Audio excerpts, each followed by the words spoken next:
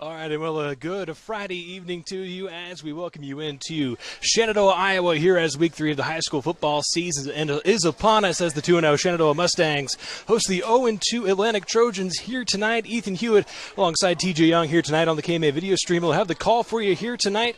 And TJ, obviously, 2-0 for Shenandoah, 0-2 for Atlantic, but don't let those records fool you. Obviously, these two teams pretty evenly matched coming in here into tonight. Yeah, I think both teams are kind of either benefits or taking the struggles based upon their early season schedule. Atlantic had a really difficult first couple games. Shenandoah didn't have an easy schedule, but it was definitely, on paper, an easier schedule than Atlantic. Should be a good contest tonight. Atlantic is 0-2 in record only. They're a good football team. Certainly, leading up into tonight, Shenandoah, obviously a 36-24 win to start off. A nice win there for them over Missouri Valley to start off the season. Also had a nice 20-7 win over Nottoway Valley last week. And then on the Trojans side, 0-2 as we mentioned. But talk about their schedule, obviously. They opened the year against a tough Class 4A Glenwood team. They lose 43-27 in that one. And also last week, they were competitive there a little bit with Kemper Catholic, but they ended up losing 37-22 in that one. Yeah, they actually had the lead going into halftime against Kemper, and then Kemper figured it out. You know, whatever that magic recipe was last week for Kemper, they figured it out. Tonight, it's kind of a tale of two different styles, at least initially when you look at it. Shenandoah in the first couple games, they really wanted to pound the ball, run the ball, something they didn't do last year. They were air raiding all last year.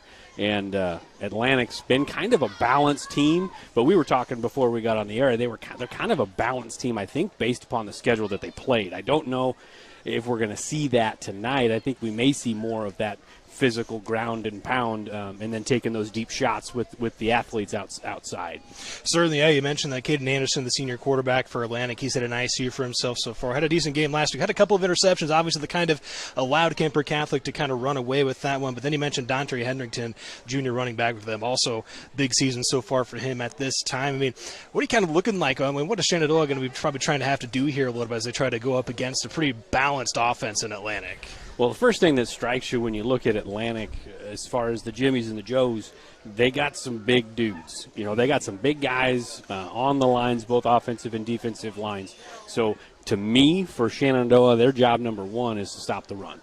They've got to stop the run. If they can't stop the run, that play-action shot to McLaren, play-action shot to Rasmussen, those are going to be there all night if Shenandoah doesn't do that. So that's job number one for them, is stop the run. On offense, they really got to be creative a little bit to run the ball, because this is going to be the biggest front that Shenandoah has seen all year. So it should be a nice little chess match between the two coaches. It should be a lot of fun. Certainly, obviously, Ty Ratliff, his squad again coming into this one 2-0 tonight. Obviously, Blake Harold on the offensive side and the defensive side has been a big contributor. Obviously, D1 Kansas commit. He's brought a lot to this offense. Obviously, he's a guy that Atlantic is certainly going to be trying to key in on a little bit on defense. Yeah, and in the course of the first couple of games that I've called both of those games, we've had him on the live stream.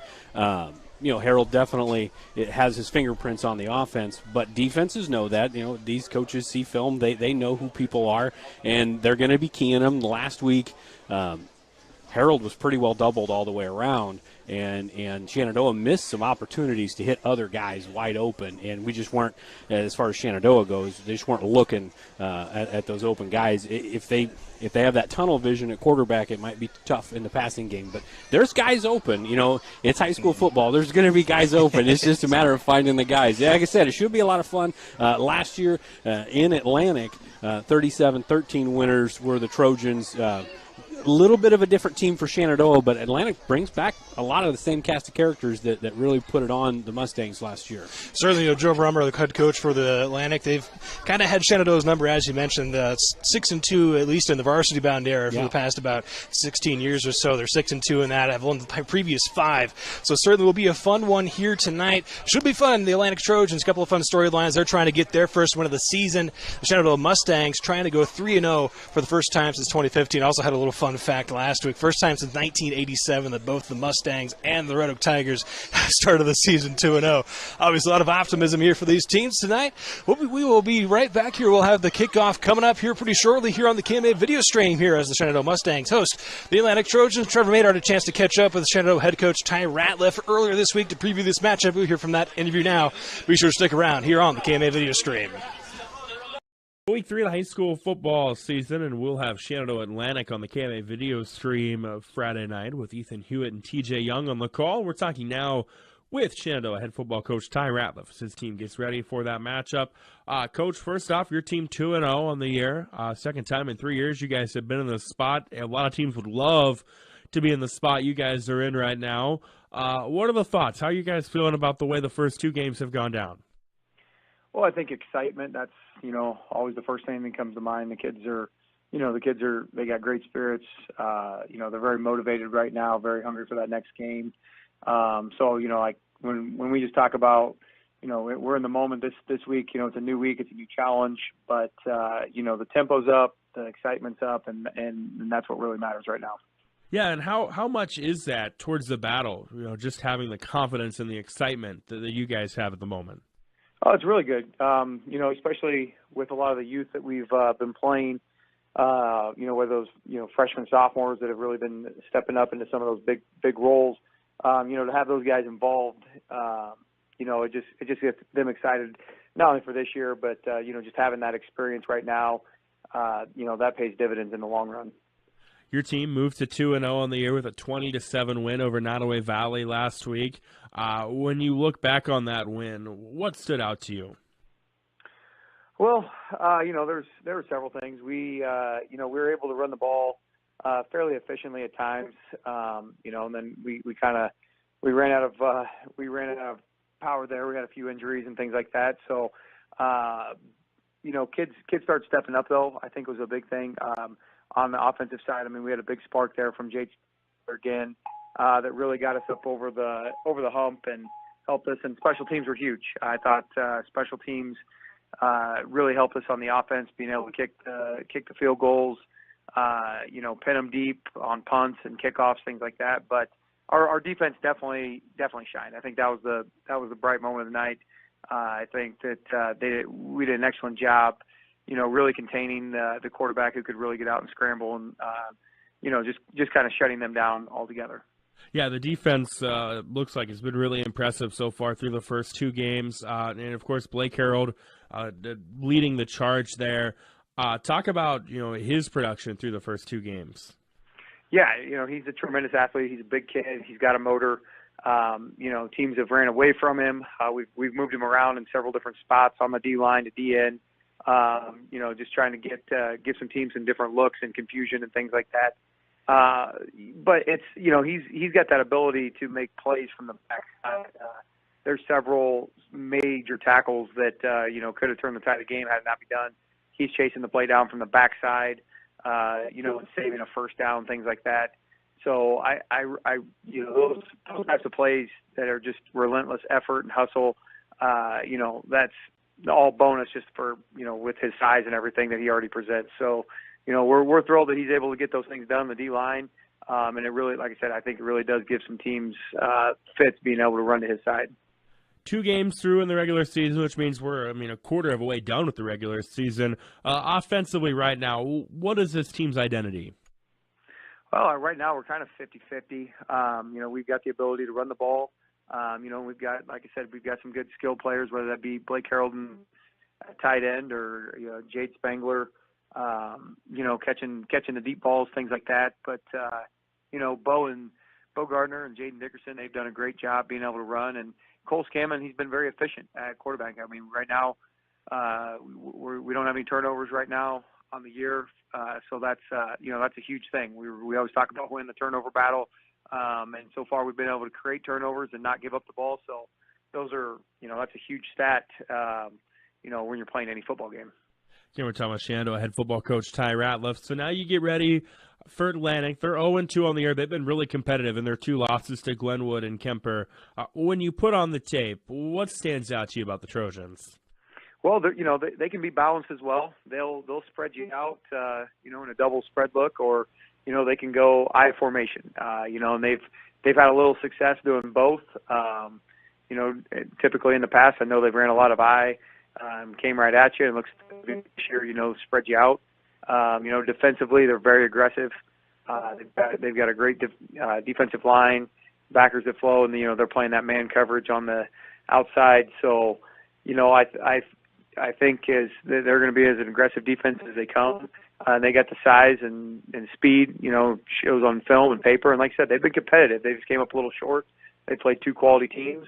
This is a big game, big challenge for us this week. So, we're going to have to be firing on all cylinders, offensively, defensively, special teams, to really get after them. Yeah, where do you feel this game will be won or lost for your guys on Friday night? I really think on the defensive side, I really think that both teams have the ability to put up points, and who's going to make fewer mistakes. I mean, we can't afford defensive breakdowns. We've got to be able to stop the run. I know in the past that's one thing that's hurt us when we played them. Not being able to stop the run. So we've got to make sure that we're taking care of that first, and hopefully force them to put the ball in the air. Again, that's Shenandoah head football coach Ty Ratliff. Coach, we always appreciate the time. Best of luck on Friday night. Thank you. At this very moment, a board-certified general surgeon will be leading her team in the removal of her patient's gallbladder. In this newly remodeled surgical suite, she'll use the latest technology and small laparoscopic incisions for a quicker recovery time.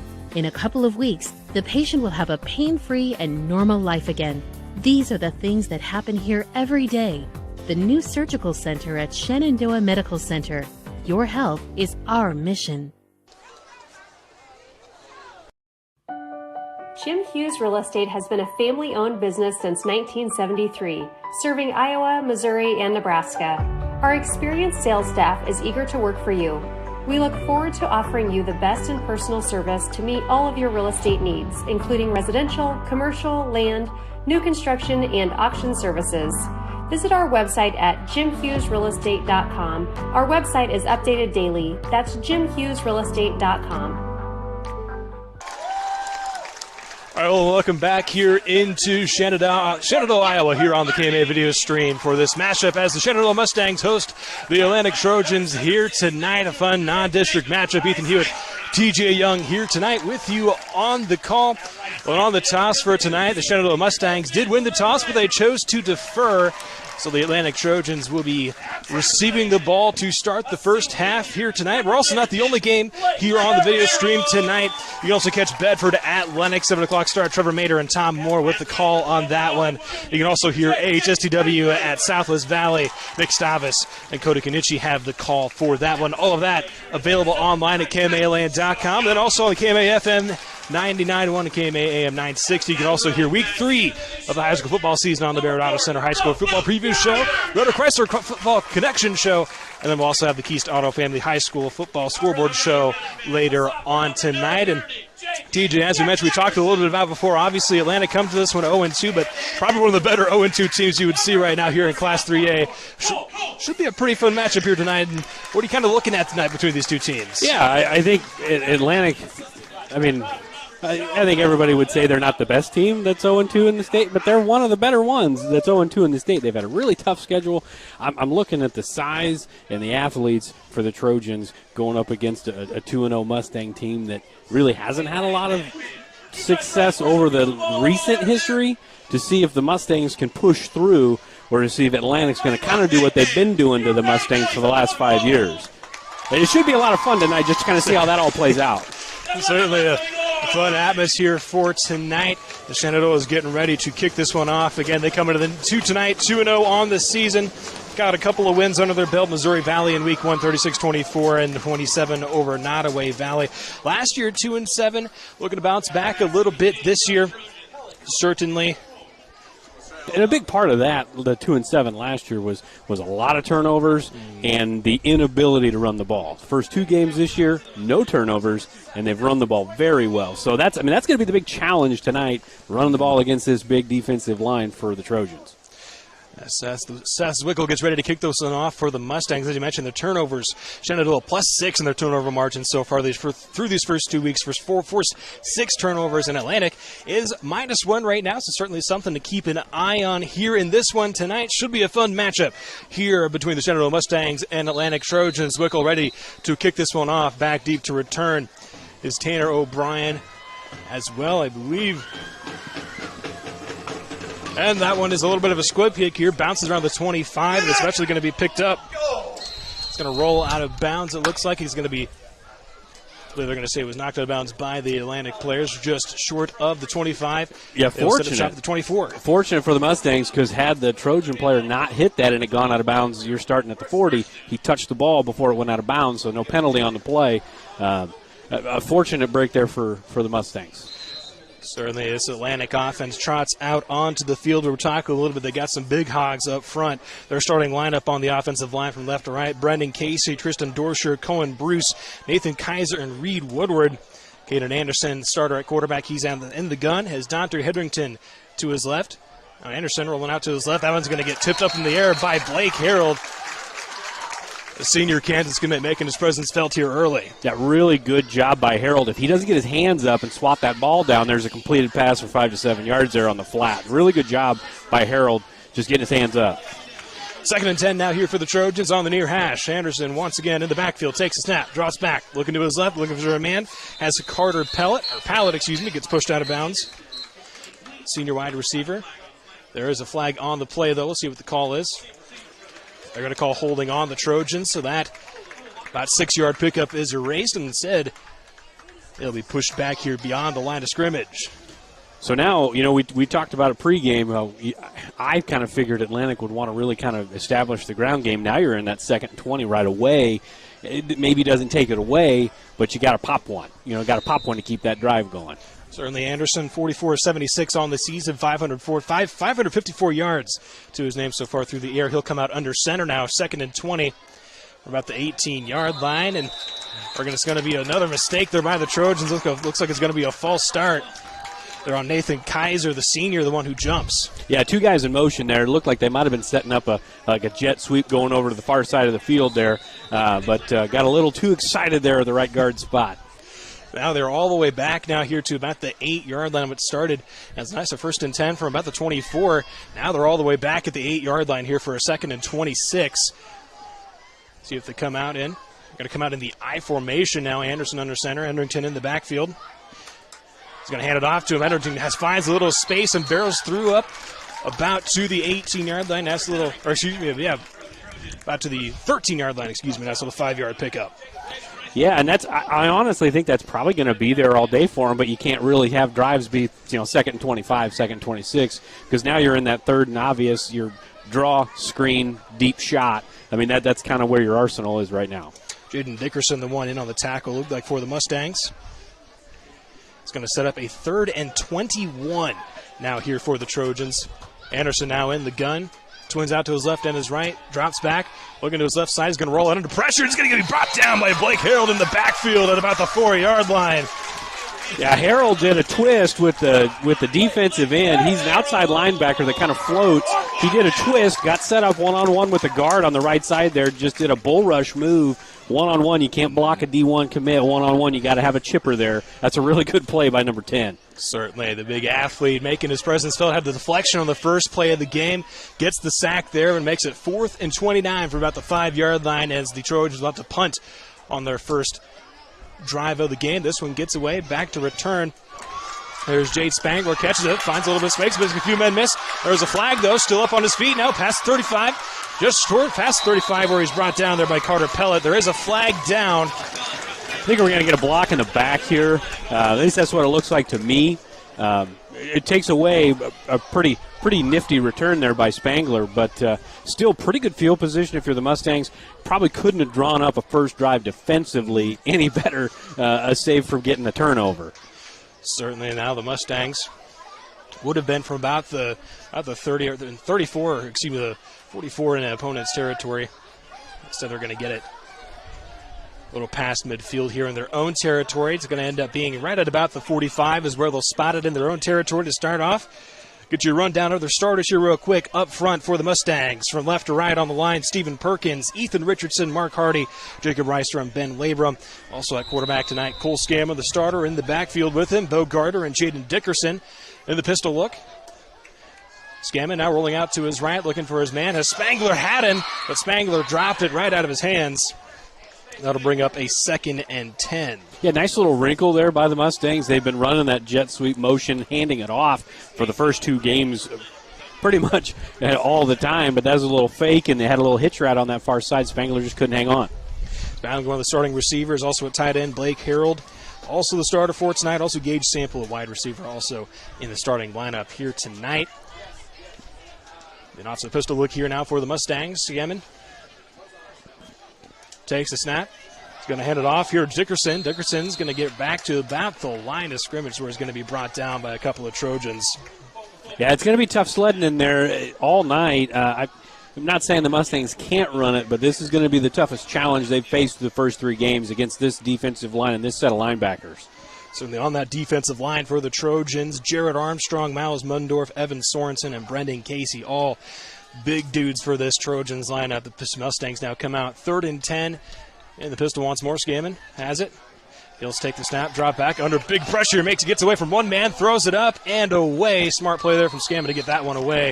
Avoids the sack, but that will bring up a 4th and 10 with another 3 and out here to start this one here tonight. There was a chance, and we're still, 4 minutes into the game. There's still plenty of time for this to turn into just an absolute track meet, but there is an opportunity. This game is kind of a slugfest. Both offenses have struggled at times this year, and both defenses have played pretty well at times. So this could be a pretty good defensive matchup. Harold ready to punt this one away. Back to return is Prohl for the Trojans. He'll fair catch it at about the 32-yard line, where the Trojans will once again set up shop offensively. Obviously, as we mentioned, that first drive defensively couldn't draw it up much better for the Mustangs. The deflection on the first play, a couple of mistakes there, mental mistakes, I would say, from the Trojans. Ended up pushing back deep, and then Harold obviously came up with a big sack. Yeah, and I said it earlier in the pregame, it's high school football. There's going to be guys open. Atlantic had guys open, like you said, just shooting themselves in the foot. We'll see what they do here on drive number 2. Anderson in the gun has 2 receivers to his right. Instead, he's going to hand it off to Hendrickson. Hendrickson finds the gap, sheds a couple of tackles, barrels through, lays the hammer down at around the 42-yard line, but there is another flag on the play. I think this one's near sideline. I think it's coming back. I believe that it's coming back. Nope. Offensively. Nope. It's sideline warning on Shenandoah, so it won't be any yardage on that play. It'll be a 14-yard gain and a first down. Nice run there from Hendrickson, showing off the legs here early. I think that's going to be there for them all night if they choose to be stubborn and run the ball instead of being that 50-50 balance. It looks like they are going to give Atlantic here about 10 yards or so. They're going to put them all the way up here to Shenandoah's 43-yard line, where the Trojans have it now. Anderson in the shotgun. Hendrickson in the backfield with him. 2 receivers to his right, 1 to his left. Low snap, gets it to Hendrickson. Now the ball's on the turf, and that is Shenandoah football. Falling on it there is Ethan Richardson. And again, that's kind of one of those same deals. Just there was a gaping hole in there. Hendrickson had probably 12 yards, had been able to handle it. Low snap, and then muffed the ball. And Shenandoah, again, beneficiary of just right place, right time. So now the Mustangs take over once again at their own 42, about where they had it last time to start their first drive. Ended up punting on that one, see if they could take advantage of the turnover for Atlantic. Looking out in the pistol once more. Scammon in the gun. As Dickerson in the backfield with him, he'll hand it off to him. Dickerson trying to bounce this one out to the right side, but he's met there in the backfield. Jared Armstrong, one of the first there. Yeah, trying to get around the outside, at least on that particular one, and that just was not going to be there. I think you really got to attack the C gaps of the defense against this Atlantic team. Hit between the tackle and the tight end. I think that's where you're going to find your creases. Getting to the outside, Atlantic's got some athletes that they can run with you. It's going to be a loss of about 4 yards on the run there from Dickerson. Makes it 2nd and 14 from about their own 33. They'll come out in the pistol once more. Twins to his left and his right. Scammon has Dickerson in the backfield with him. Scammon takes a snap, draws back under pressure immediately, trying to get Spangler. Spangler catches it, turns upfield, and will get to just past the 40-yard line. Nice pick up about 6 yards there for Spangler. Yeah, really good pressure, but they set up that little tunnel screen pretty well.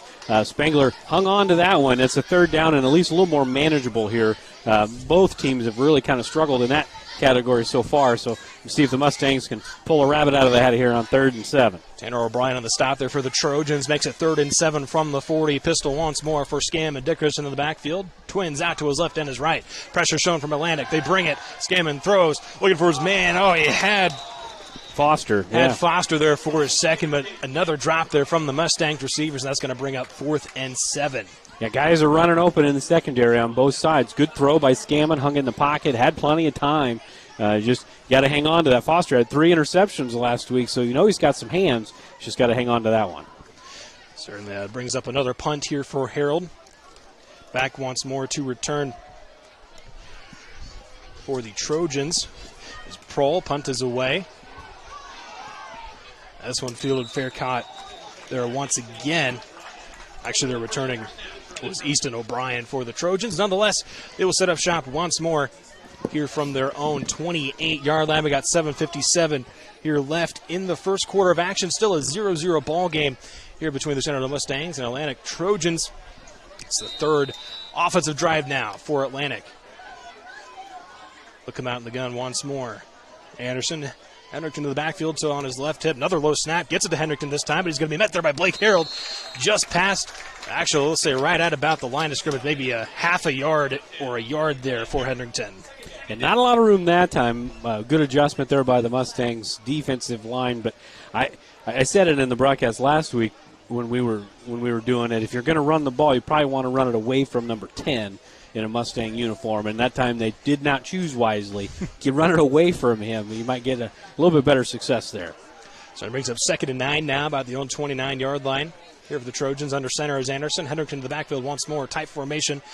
They motion a man across the formation. They're going to pitch it now to Hendrickson, right side, and Harold once again there for the short gain. Going to give him, actually they're going to say it looks like a loss of a yard there. Harold, as I mentioned, has been a big factor so far this season for the Mustangs on both sides of the ball. He's now set up a nice 3rd and long here for the Mustangs against the Trojans. Yeah, they had an overload line on this near side, and then they even had a pulling guard. So Blake Harold kind of split a double team right there and went right at the running back, got him right in the chest. That's a really good play. That's a tough play. Anybody else is there, that's probably an 8 to 10 yard gain. 3rd and 10 at their own 28. Anderson in the gun takes the snap, drops back, looking over the middle, has the scramble, rolling out to his left, now fires, looking deep, looking for his man, not there. Was Jaden Prohl a little high. That will bring up 4th and 10 now here for the Trojans. Fortunate there for the Mustangs. Anderson was scrambling. Had he not had to move his feet, was it Prohl? And he was his intended receiver? Prohl, yep. He was open right past the linebackers, and he ran into the safety, Foster, there at the top. So had he just kind of throttled down, that'd have been a big play. Spangler back deep to return once more for the Mustangs. Ready to punt it away. This one is away from Carter Pellet. Spangler fields it, 35. Trying to make a couple men miss, does he? Tries to cut it upfield, her past the 30, just to midfield where he's met by a couple of Trojans and powers his way just past midfield. A nice, about 16-yard return there for Spangler. Yeah, field position right now in favor of the Mustangs. Neither offense has been able to get anything really going. Atlantic had one big run that popped. Shenandoah had a nice little tunnel screen on the last drive, but nothing really else. That team that kind of gets that offensive groove going first, get that first points. Looks like we're taking a water break here. I'll say teams take a quick break. We'll take a quick break with them here on the KMA video stream. 0-0 here between the Shenandoah Mustangs and Atlantic Trojans. It's always been my dream to own a locker. You like school that much, huh? Actually, no, my own meat locker. I'm processing. So, what do you think? Well, if that's your it, let's make it happen.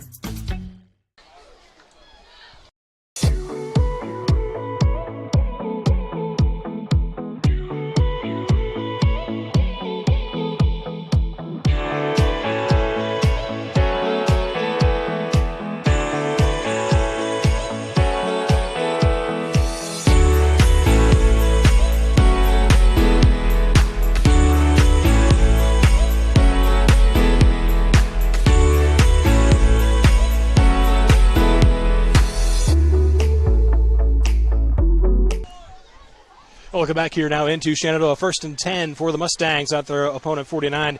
And Scam, maybe a little bit of miscommunication, ended up keeping the snap himself. Is going to be brought down by a massive Atlantic Trojans there up the middle. It's going to be a loss of about a yard on the first play.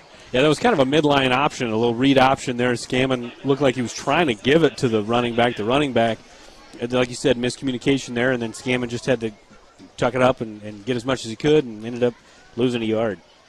Still a 0-0 ball game here between the Mustangs and Trojans. Just under 6 minutes left to play here in the first quarter. It's been 5 punts so far for these teams, 3 and outs all the way around. Some penalties setting back some bigger plays. Scammon now in the pistol, takes the snap once more, pitches to Dickerson. Dickerson trying to bounce it outside, but a good play there from Easton O'Brien from the linebacker spot. It's going to get a loss of about 5 yards on that tackle. Make it about 6-yard loss. Yeah, it's going to be tough for the Mustangs to run outside tonight. Like I said, Atlantic's got some athletes, and they're going to run. If you go east and west, they're going to get you. You run that toss, you got to get north and south and get as much as you can. It'll make it a 3rd and 17 here for the Mustangs. Just when you thought they had some good field position on the opponent's side of the field, they get pushed back here to their own 44-yard line now. Shotgun look once more here for Scammon as Dickerson in the back trips out to his right, Spangler out to his left, takes the snap, drops back, looking over the middle, looks to Spangler, has his man just short of midfield. Nice about 5-yard pickup there before he's brought down there by Clemide Johnson, the quarterback making the stop for the Trojans. Yeah, you know, it wasn't something that was designed to get a first down, but you just hope a guy can break a tackle. But again, you're playing that 0-0 game. Like you said, 5 punts already. This will be number 6. You play in that field position game. You know, hopefully you can take advantage of the short field one of these times. Easton O'Brien back to return now for the Mustangs. Harold back to punt. High snap, gets it in though, gets it away just in time, nearly blocked. This one's going to fall right at the 30, and no one's going to field it, and Spangler will down it at about the 26-yard line, where the Trojans will set up shop once more. As we mentioned, it's been 3 and out so far for the Mustangs, but also not too much cooking offensively yet for the Trojans either. Also 3 punts for them here to start tonight, and again, they're starting right about that same spot, right around that 25-yard line. Yeah, for Atlantic, it's just kind of the first 8 minutes of the ball game. Just got to kind of stay out of their own way. You know, they've been in their own way here the first 3 or 4 drives. It's just establish the running game and keep the drive going. And he hands it off to Hendrington, who's going to be met there again. It's only about a pickup, about a yard. A couple of Mustangs there in on the stop. It looked like Jacob Rystrom in there. He's not a very tall guy, but he's pretty physical in there and did a good job of stopping Hendrington for just a 1-yard gain. But again, if you're Atlantic, don't go away from the running game, because I think that's going to be there for them if they don't go away from it. Hendrington had a big game last week, over 100 yards rushing. Gun formation once. Henderson takes a snap, drops back, looking to his left side, has his man there. Jackson McLaren is going to be brought down for after a pickup about 4 yards. We'll set up about a 3rd and 5 now here for the Trojans. Yeah, first completion, recorded completion of the night for Atlantic, and I'm sure if you're asking Shenandoah, they'll take that. 3rd and 5 now from about their own 31-yard line here for the Trojans. Anderson the gun once more as Hendrington on his right hip. Trips out to his right, drops back, rolling out to his right. Has man McLaren again, but good defense there. Quick tackle made by the Mustangs there. It's Gage Sample, but it's not going to be enough to prevent the first down. We have our first down of the night. Yeah, and the Sample was there. It looked like he just kind of didn't want to get called for pass interference there, and then ended up giving up the yards after the catch. Gun formation once more. Anderson drops back, looking deep. Has a man a little high, though. Was looking for Carter Pellet, but overthrows it. They'll bring up a 2nd and 10 here from their own 39. Shenandoah's running a cover 3, so running 4 verticals is going to put that free safety in conflict. And if a good ball, that's a 20-yard gain easy. So you just got to put it on him if you're Anderson, and you got yourself 20 free yards. Certainly just under 3 minutes left to play now here in this first quarter. Still a 0-0 ball game. Atlantic Trojans trying to get something going here. Anderson in the gun as Deuce is out to his left and his right. Drops back, looking to the right. Has a man there. Prohl. It's going to pick up another about 8 yards. Gets it up to about the 47. Yeah, and this is kind of the recipe I kind of thought Atlantic would do if they're going to throw. Keep it in that third and manageable so you got the threat of the run. But that's a good throw and catch. Anderson now completed 3 out of his last 4 on a little bit of a momentum here. Working this drive now up to their own 47 of short 3rd and 2. And the gun once more takes a snap, looking to his left side, and just overthrows his man, had it in its hands. There was Colton Rasmussen, the junior receiver, ends up dropping. That'll bring up a 4th and short. Let's see what the Trojans do here. Looks like they are going to punt as they trot the punt team out onto the field.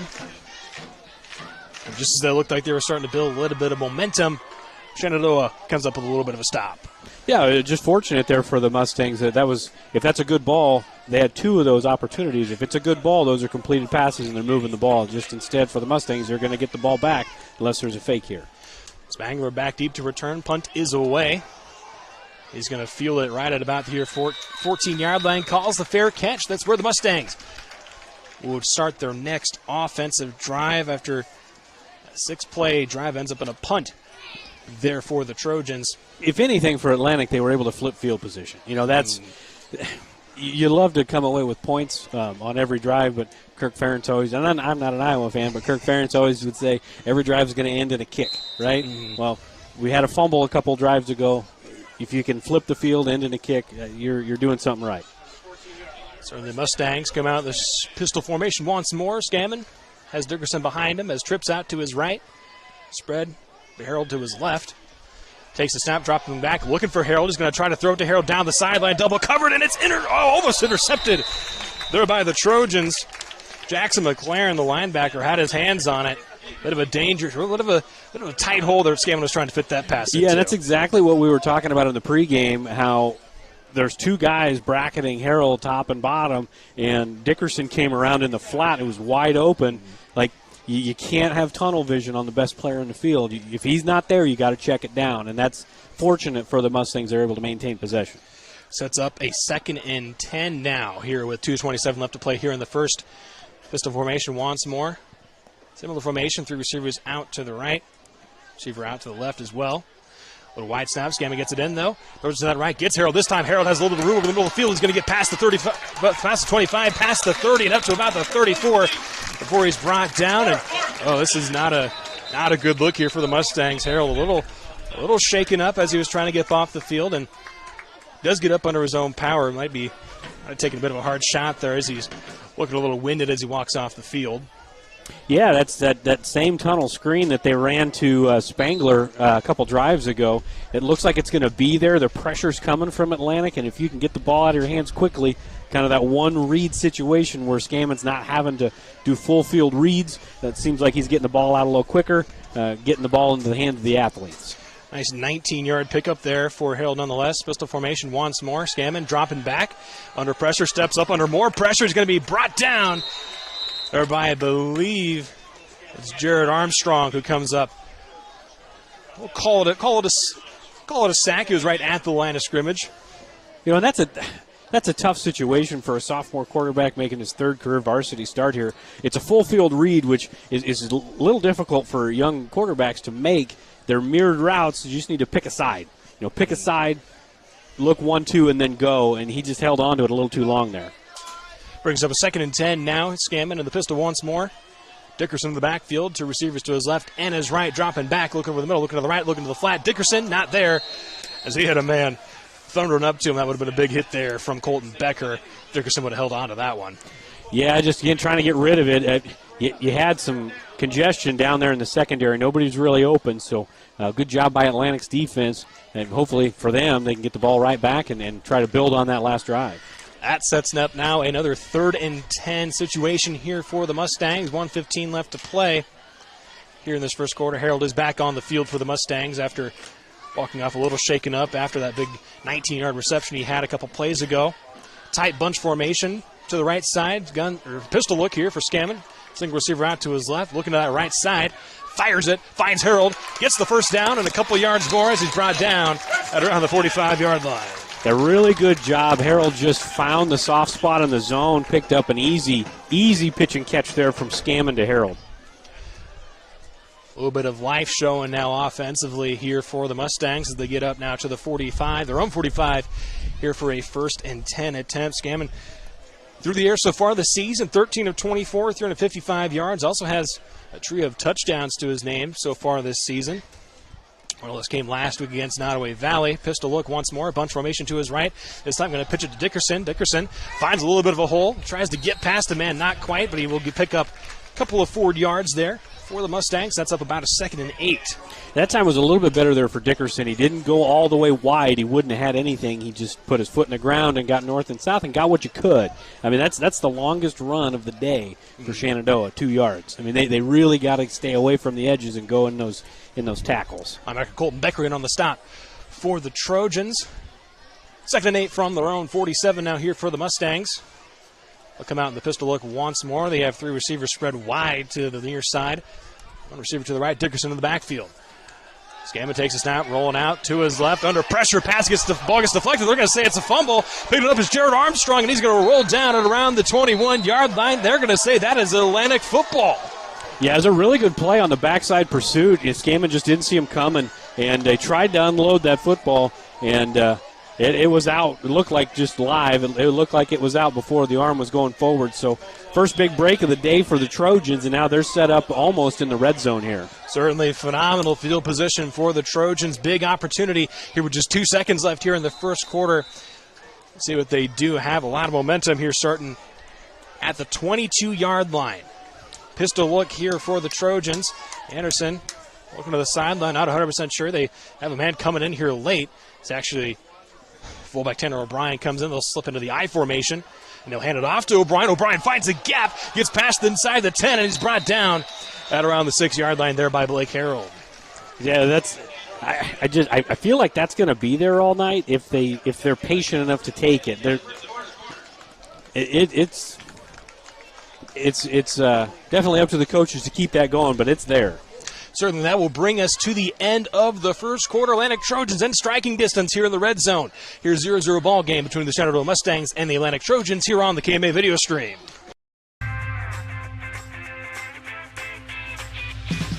Here it is. This is where my passion is my major. With more than 80 areas of study, dozens of clubs and activities to choose from, and advisors who ask the right questions and offer support, it's easy to be you at Iowa Western.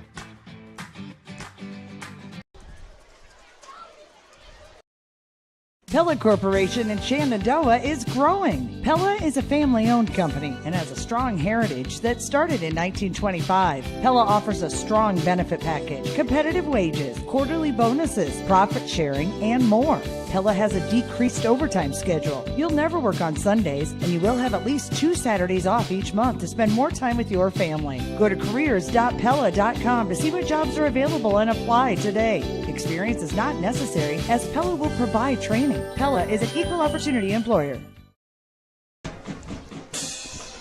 Well, welcome back here into Shenandoah, Iowa. Atlantic Mustangs start off the second quarter here. They're inside the 5-yard line now as they hand it off to Tanner O'Brien here on 1st and goal. He's going to pick up about a yard or so on that carry. The Trojans, of course, got good field position off of the fumble from the Mustangs here in their own territory. Call a pickup of 2 there for O'Brien. They'll come out in the I formation once more. Anderson under center. He's going to pitch it now here to Hendrickson. A nice play in the backfield there by Trayton Foster, the freshman corner, but a flag is down on the play. Let's see what the official call is. That was pretty immediate. It might have been an illegal cut block. I mean, that was pretty immediate flag. Yeah. That is what the refs will say. Flag was from the interior, and that will push the Trojans back. Another mistake here. Trojans have it. Looked like they had a lot of momentum here. They got the great field position and had a couple of big runs there as well, and ultimately another penalty here pushing them back. Yeah, that's a big penalty. That's a 15-yarder, and on those illegal chops, somebody's already engaged, so somebody's already getting blocked up top, and then somebody comes down low and takes the legs out, and that looks like that. I mean, when somebody throws it in that quickly on a toss that's that quick, that's usually what it is down there. 11:20 left here now. That's going to push them all the way back to the 20-yard line is where they will set up. Just a couple of plays run here on this first drive. Fifth drive already here for Atlantic. They'll hand it off to Tanner O'Brien once more. Sheds a tackle, and is going to pick all the way back up to about the 9-yard line is where they will spot it. Nice 11-yard run there for O'Brien. Yeah, that's a really good little belly play, kind of one of my favorite plays to run. You run it off that toss action. You fake that toss in the backfield, get the linebackers flowing, hand it off to the fullback coming back the other way. And if O'Brien didn't have his lineman in his way about 8 yards down the field, he might be dancing in the end zone here. Certainly a nice little 11-yard pickup. Brings him back inside the 10, make it 3rd and goal from about the 9. As we had about 10.5 minutes left to play. Shotgun look here from the Trojans. Anderson in the backfield. That's Hunterton back there with them. Deuces to the left and right. Looking to his left on the slant. And Spangler with the interception in the end zone. He'll bring it out now. Past the 10 is where he'll be brought down by the Trojans. Jade Spangler with the momentum flip. Huge play by Spangler. He undercut that route. And as a really good read, good throw by Anderson, but just a better play by the defensive back Spangler. And that momentum flips the turnover battle. 2 now for the Mustangs, +1 in the turnover battle. And now Shenandoah will set up offensively at their own 9-yard line. Spangler making his presence felt there. Nice. Anderson had a couple of interceptions last week in their loss to Kemper Catholic. Pistol look here for the Mustangs now. Scammon. 2 receivers to his left, 1 to his right. Dickerson in the backfield. Put Spangler in motion. Going to pitch it to Spangler. A little bit of a jet sweep action, but nothing going. There's the Trojans. Read that one all the way. That's going to go down as a completion, and it looks like about a yard on the play. I'd say maybe a half yard, if that. They're on a little bit of toss forward from Scammon to Spangler. Pads the passing stats. We'll bring up about a 2nd and 10 now here for the Mustangs. Just a look once more. Twins to the left and right. Dickerson in the backfield once more. Dropping back. Going to go to the flat here to Dickerson, who catches it. Sheds a couple tackle, but only prevents a bigger loss, but it's still a loss of about 3 yards. There for the Mustangs. Yeah, getting out wide has been a challenge so far in the first 1+ quarters. Mustangs really having trouble getting out there, and they're going to have to really try to hit those seams and try to get vertical against these Trojans. Brings up a 3rd and 12 now here for the Mustangs. They'll have 3 receivers lined up, spread out to his right in the pistol, 1 to his left. Dickerson. Have a timeout called here by Shan. Ty Ratliff wants to talk a couple of things over with his players. We'll take another quick break with them here on the KMA video stream. Ethan Hewitt, TJ Young here with you. Don't go too far away here as it's still 0-0. United Group Insurance is a team of people you know and people you trust. We offer home, auto, farm, crop, life, health, and commercial insurance from our convenient offices in Atlantic, Griswold, Red Oak, and Shenandoah. Our team of agents work together to make sure our customers find an insurance policy they feel great about. We offer a variety of insurance carriers, so you can choose what works for your coverage needs. Learn more at United Group INS. The strength of a house starts with its foundation, just like the strength of a community starts with its education to ensure its success for many generations to come. The Shenandoah, Iowa Education Foundation strives to bring world-class education and opportunities to the youth of Shenandoah. Visit ShenandoahIowaEducationFoundation.org to become a part of the $100 Club, the Family Challenge, to donate to the Peter J. Weber Scholarship, or to make a general donation. The Shenandoah, Iowa Education Foundation, partnering today for success tomorrow. Welcome back now here into Shenandoah, Iowa, 0-0 ball game here between the Mustangs and the Trojans. Mustangs have a 3rd and 12 here from their own 7-yard line. Pistol look here for Scammon. 2 receivers to his left and his right. Takes the snap, dropping back in the end zone. Looking to his right, looking for Spangler. Oh, just out of reach for Spangler. Would have been a real nice play. Nice little post action there from Spangler. Can't quite haul it in. That will bring up a 4th and 12 now here for the Mustangs. Yeah, good read, good pass, just a little too long. And it's unfortunate here for Atlantic. They're going to get the ball back, probably in pretty good field position. Try to make up for that previous drive where they had the INT down inside the 5-yard line. Or, excuse me, that was at the 20-yard line. Kroll and Easton O'Brien back deep to return at around the 45-yard line. Harold set to punt this away from his own end zone. Gets it away, high punt. It's going to be fielded by O'Brien just past midfield is where he'll fair catch it. And a couple little friendly fire there of a couple of Mustangs on the return. Yeah, hopefully they're both all right. They were both flying down the field, not looking at one another. And looks like they're both up and okay. And good field position again for Atlantic. The first quarter, it was pretty much Shenandoah owning the field position battle, and it's flipped ever since. The Mustangs turned it over. We did have a flag on the play. They had an illegal formation, and I don't know if they're going to take it or if they're not. I think they're still talking it over right now. And then we'll see what results of it. I was getting the message in from Coach Bremer. He's going to be looking formation. Looks like they're going to have him redo the punt here real quick. We're talking a little bit there. Obviously, it's been pretty tough going offensively for both of these teams. Shenandoah, unfortunately, right now not doing too well right now in the rushing game. At least without the sack so far. Negative 7 rushing yards for them so far in this one. Yeah, and you had kind of gone over Skamman's stats. He'd thrown about 20. How many passes has he thrown in the first 2 games? How many did you say? 24. So he's 12 a game. He's at 10 right now. They're having some trouble running the ball. High snap there to Harold on the punt. Almost got it blocked in the end zone. Looks like they're going to have either a roughing or running into the kicker there. Flag thrown in the end zone, and a big, nice punt there from Harold. Under pressure, rolls all the way to about the 43, but the flag. That will give the ball. I believe that's going to give the ball back. I believe. That was a 52-yard punt. That was a heck of a punt there from Harold under a lot of pressure, under distress in the end zone. And I think the penalty here is actually going to give the possession back to Shenandoah. I think they called the... Was it personal foul? I think it was personal foul, yeah. Yeah, if that is, that's 15 yards and an automatic. Well, the umpire's running it up the field here. And it is. It is going to be a first down for the Mustangs. Another penalty on the Trojans ends up costing them big.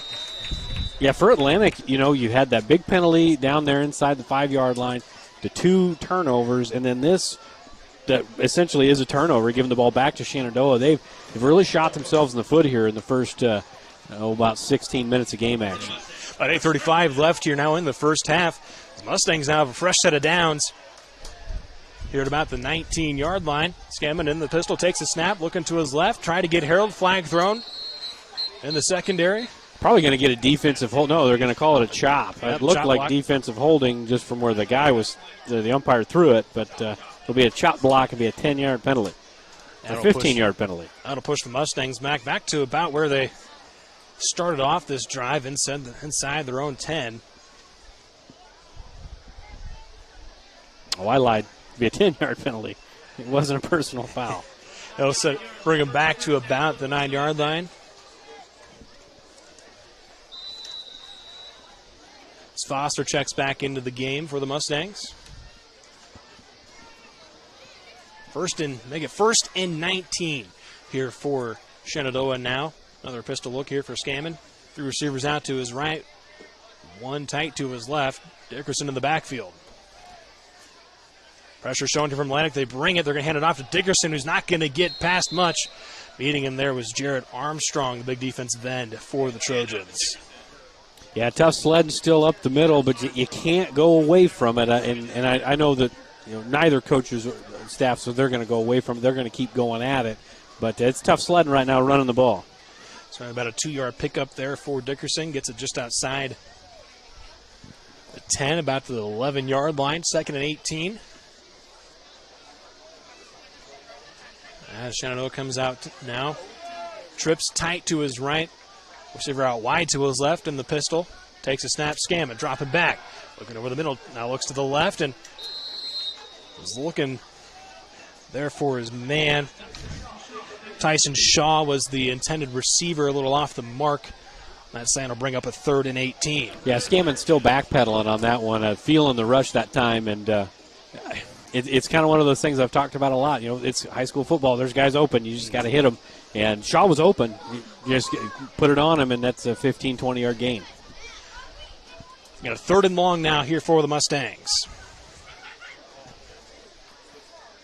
And recover from a chop block that set them back. Here back inside. Deep in their own territory, dropping back is Scammon. Gets the ball knocked away. Jared Armstrong with the strip sack, and he's going to bring it into the end zone. Touchdown, Atlantic. And that is the first score of the night. Atlantic strikes first defensively. Yeah, a really unfortunate situation for Shenandoah. They were running a little fake screen and go. Had Spangler open over the top. He'd taken the top off the defense, and Scammon just took that little extra half second to unload that pass and that strip sack and the scoop and score. And the way the game's gone, it's fitting that it was a defensive score to kick off the scoring tonight. Certainly now the Trojans get set for the extra point. That kick is up, and then it's blocked by the Mustangs. Block the extra point. Just like that, it will stay a 6-0 ball game here in favor of Atlantic. But the Trojans strike first with 7:41 left here in the first half. They're up 6-0 here over the Shenandoah Mustangs on the KMA video stream. Sorensen Auto Plaza in Shenandoah has been here over 25 years, and they specialize in financing. Buy here, pay here. At Sorensen Auto Plaza, they finance all credit types. Bad credit, no problem. Visit SorensenAutoplaza.com to apply for financing and stop by and visit us on Sheridan Avenue.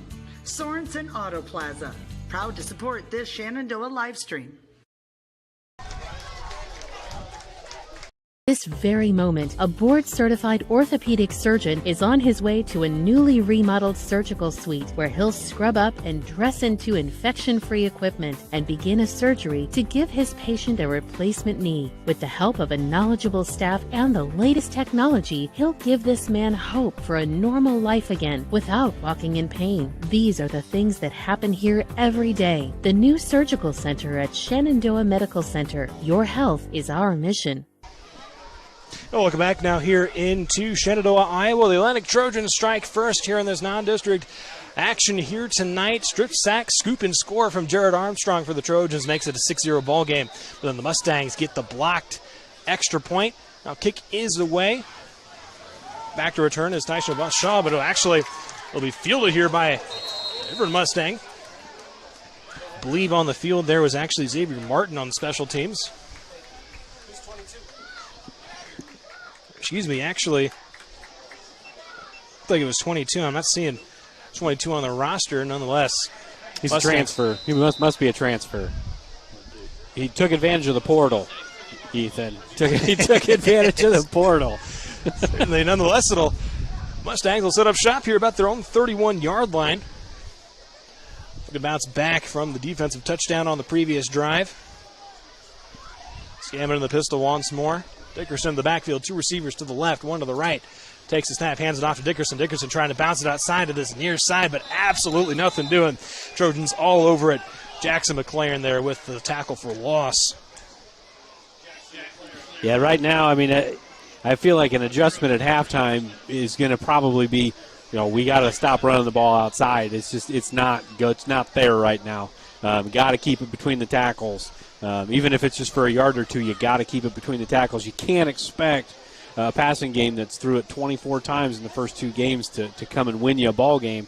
That when it's a dogfight, you got to be able to run it a little bit here, and the Mustangs are struggling.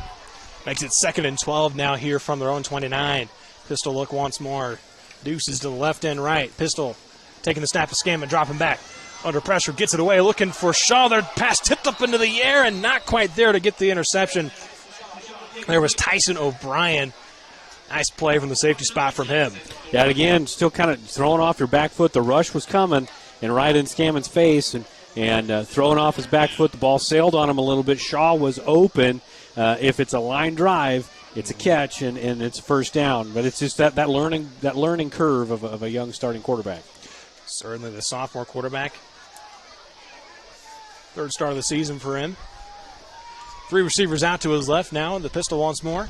Dickerson in the backfield again. He's going to keep it this time. Scrambling, actually. He's going to try to get it to Harold, and he does, and Harold's going to turn up field and be about a yard short of the first down marker, though.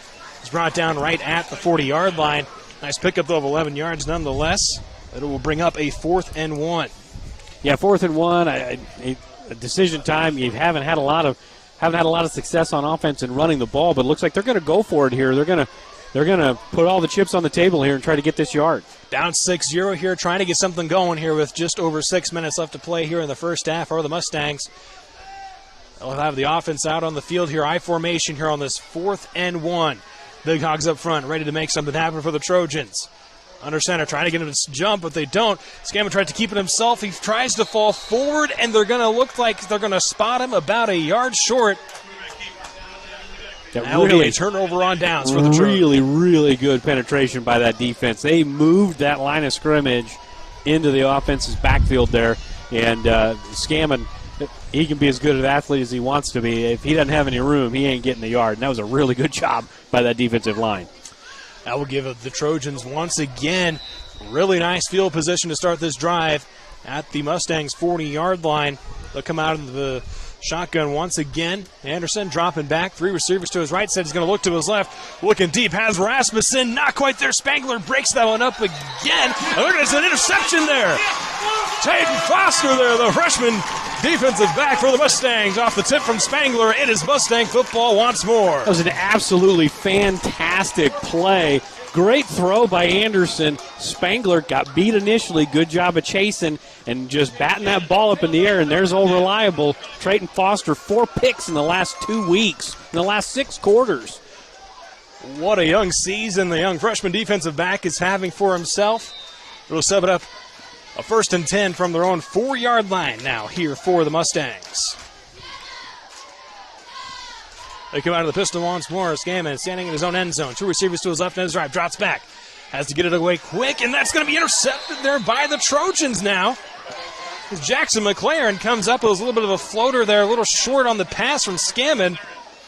That'll go right back now to the Trojans. Yeah, just back and forth. It's been a wild quarter and a half. I know we got about 5:44 to go until halftime. Both of these offenses need to really decompress here. Take a deep breath. You just got to get back to what they know how to do, and the chips will fall where they may.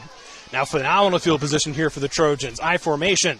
They'll give it off to Hendrington, who's going to find a little bit of room and powers his way up through a couple of tackles. He's brought down at around the 3-yard line. Good 10-yard pickup there for the junior running back.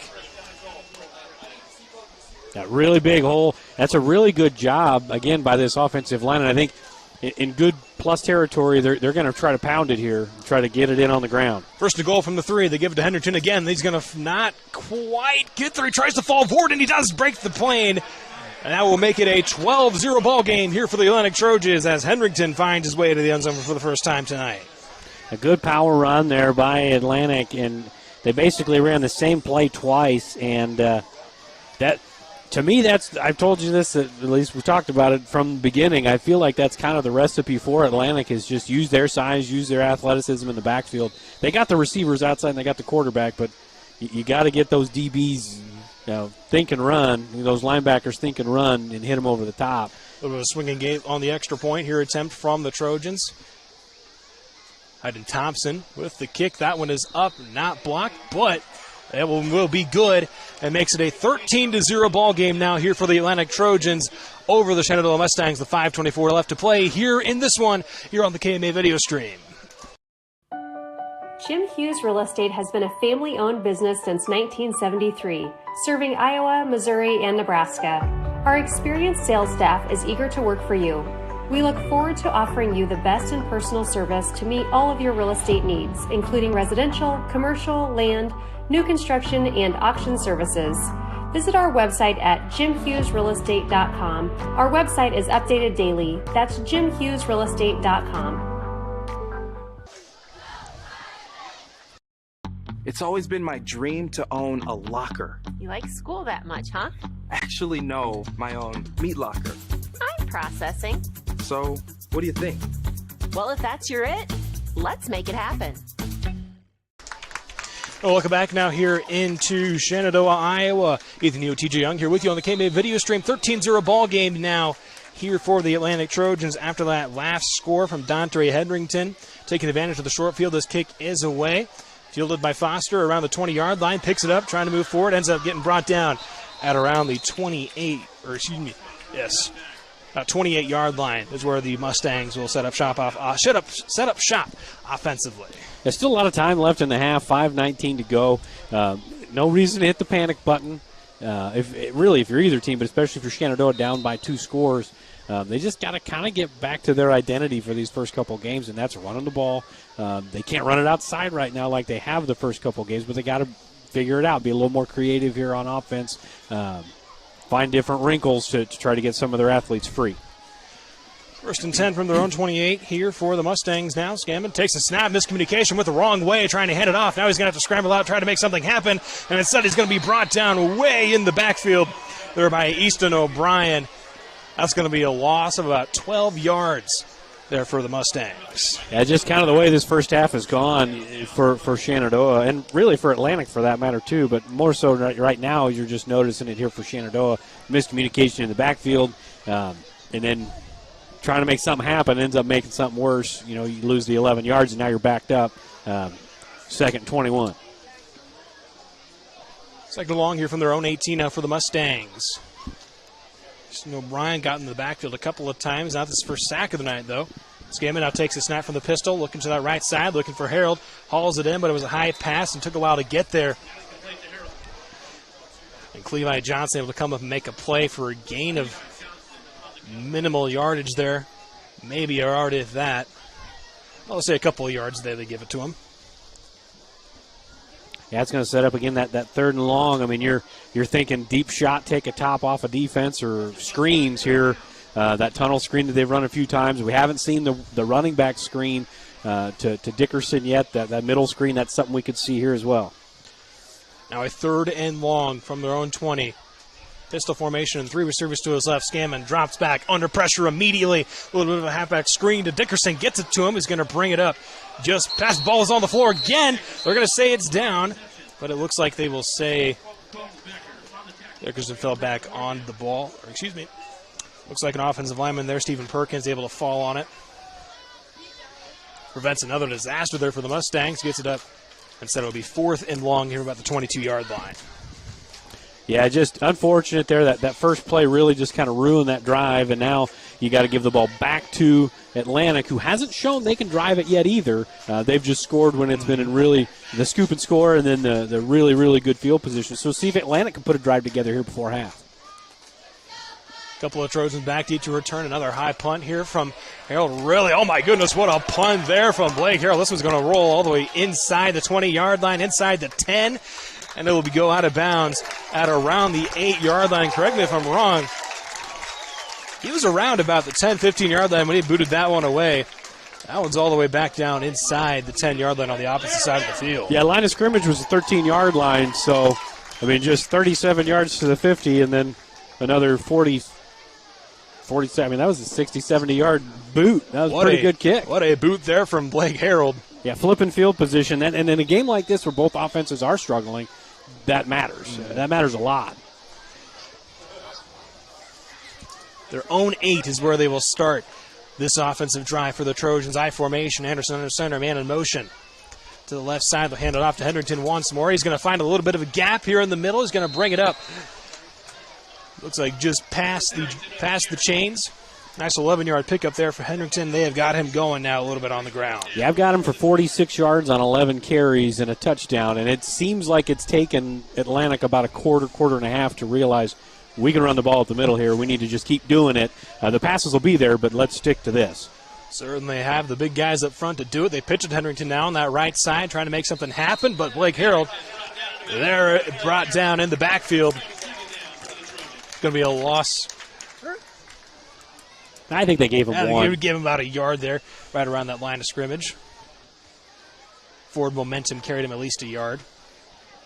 It's tough running when you run right at number 10. I mean, I don't mind a toss play. I think that's probably a good idea. You've been running up the middle, but maybe run it away from number 10. Really, 2nd and 9 now here for the Trojans.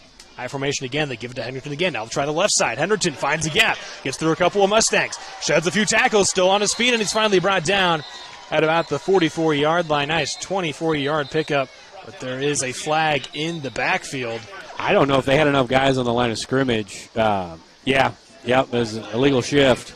That's what they'll call it. That's a big penalty. Big run there, negated by yet another penalty here by the Trojans. That's going to bring him all the way back inside the red zone once more, about 15-yard lines where they will be pushed back. He sets up a 2nd and now 15 here for the Trojans. Yeah, we're, again, under 2 minutes here, 1:58 to go. Atlantic's got all 3 timeouts. You're second and long, but it really kind of depends on what you do on these next couple plays, whether you're going to go for it or you're going to try to play field position here. As I mentioned, just under 2 minutes. High formation. Hand it off again once more. I believe that's Tanner O'Brien who was there on the carry for the Trojans. That was 29. Sure, 29. Isaac Henson, the senior. Active running back. Nice pickup of 10 for him on that play. Just a big down here for Shenandoah. If they want a chance to put a score on the board before the half, you got to get this stop right here. If you're Atlantic, get the first down. Now you got to play tempo. 3rd and 5, flag thrown. They were trying to pitch it to Henson on that right side. I don't think immediately false start there by the Trojans. Not everybody was set there. They went a little too quick there. They probably saw they got what they wanted. Tried to get the play off quicker because Harold was lined up in the middle instead of on that outside, and they thought that, hey, we got what we want. Let's run it quick, and they went a little too quick. Instead of a 3rd and intermediate, that'll set up a now 3rd and long, 3rd and 10 here back at the 20-yard line. Or 3rd and about 9, actually. The chains are right now as the Trojans. Opportunity here with just over a minute left to play. Trying to keep the drive alive. Passing down right here. Anderson drops back. Looking for his man over the middle, has Pellet, and Pellet will pick up the yardage needed as he gets about a couple extra yards. He's brought down at around the 31-yard line, 11-yard pickup. Yeah, good pitch and catch. That's the first completion that Anderson has had in quite a while. Now they got to pick it up a little bit. Pick up the tempo. Because we're right at a minute here to go, and they still got to go 70 yards. They'll do that now. Gun formation once more. 2 receivers to his left. Anderson, 1 to his right. Dropping back, looking to that right side, looking for his man. Has him. Going to break it up field a little bit there, around to the 40-yard line. I believe it's Colton Rasmussen on the reception. Nice 9-yard gain. I believe that's his first reception of the night. He's been a big target for the Trojans so far this year. 9 receptions, 291 yards, 3 touchdowns coming into tonight. And he did get out of bounds there, stops the clock with 43 seconds left. 2nd and 1. Anderson the gun once more, 2 receivers to his left and his right. Looking to that right side, has his man once more. I believe that was Carter Pellet on the reception. Yeah, really good job utilizing the sideline there in this 2-minute drill. You don't have to take the big shots. You got 3 timeouts. Use the first down. Clock stops in high school on first downs. You got the sidelines. I mean, the whole field's open for Atlantic, and right now Anderson's using it, and the receivers are doing a good job of getting out of bounds. Shotgun again. 3 receivers to his left. Anderson drops back. Looking to that left side. Thinks about going deep. Thinks against it now. Having to scramble out to his right. Now he's going to laser that one downfield looking for his man there. Colton Rasmussen not quite able to hold on to it on the sideline. That'll set up a 2nd and 10 here with 31 seconds left now here in this first half. Yeah, really good scramble drill by Anderson and Rasmussen. When the quarterback scrambles outside the pocket, if you go deep, you're supposed to come short. If you're short, you're supposed to go deep. And Rasmussen did a great job of coming back to the quarterback, just couldn't hang on. Puts up a 2nd and 10 now here from their own 44-yard line. Anderson in the gun again. 3 receivers out to his left once more. Instead, they'll hand it off there to Henson. He is met in the backfield immediately by Blake Harold. That's going to be a loss of about 2. What did I say, though? If you're going to run it, you want to run it away from that guy. He's not that the rest of the team is not talented, but he's just talented. You got to run away from him. We got a timeout on the field on 3rd and 12. Looks like Atlantic took it. Certainly, Coach Berman wants to tuck a couple things over with his Trojans. We'll take a break with them here on the KMA video stream. 13-0 Atlantic here over Shenandoah.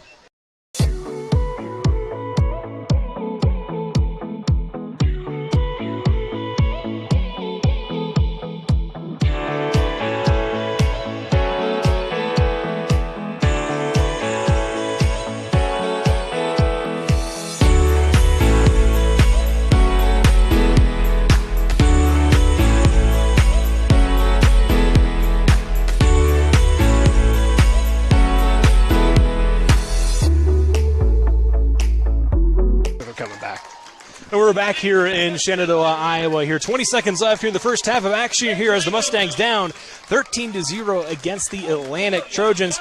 They're trying to make a stop here late. It is 3rd and 12 for the Trojans here from their own 42-yard line after a nice stop in the backfield there from Blake Harold. Anderson in the gun once more. 3 receivers to his left. Takes the snap, dropping back, looking over the middle, thinking about going deep. Instead, he'll go intermediate, but has his man there. And it's Colton Rasmussen, and Rasmussen's going to break this one up past the 40-yard line, but there is a flag thrown in the backfield. That is going to be, looks like going to say another shot block here by the Trojans. That will negate yet another big play. Yeah, you're a 21-yard gain to a 10-yard penalty. Now you're 3rd down and 22 with 13 seconds to go. More than half the field to go. It really takes – you have a first down with 2 timeouts and really good position. You got, again, the whole field. Now you're a long ways back. Shenandoah kind of in the driver's seat maybe these last 13 seconds unless something catastrophic happens for the Mustangs defensively. So as you mentioned, 3rd and a mile now here for the Trojans. 13 seconds left. And the clock's moving. 10 seconds now. Own 27, I formation. Looks like they're going to just try to run this one out here. They do. They hand it off there to fullback Tanner O'Brien, who bounces off a couple of tackles before powering up for about a 5-yard gain. And that will bring us to the end of the first half. The Atlantic Trojans strike first off the defensive touchdown. Then they take advantage of the short field position. They make it 13-0 here over the Mustangs. We'll take a quick break. We'll have some halftime thoughts here for you on the KMA video stream here from Shenandoah.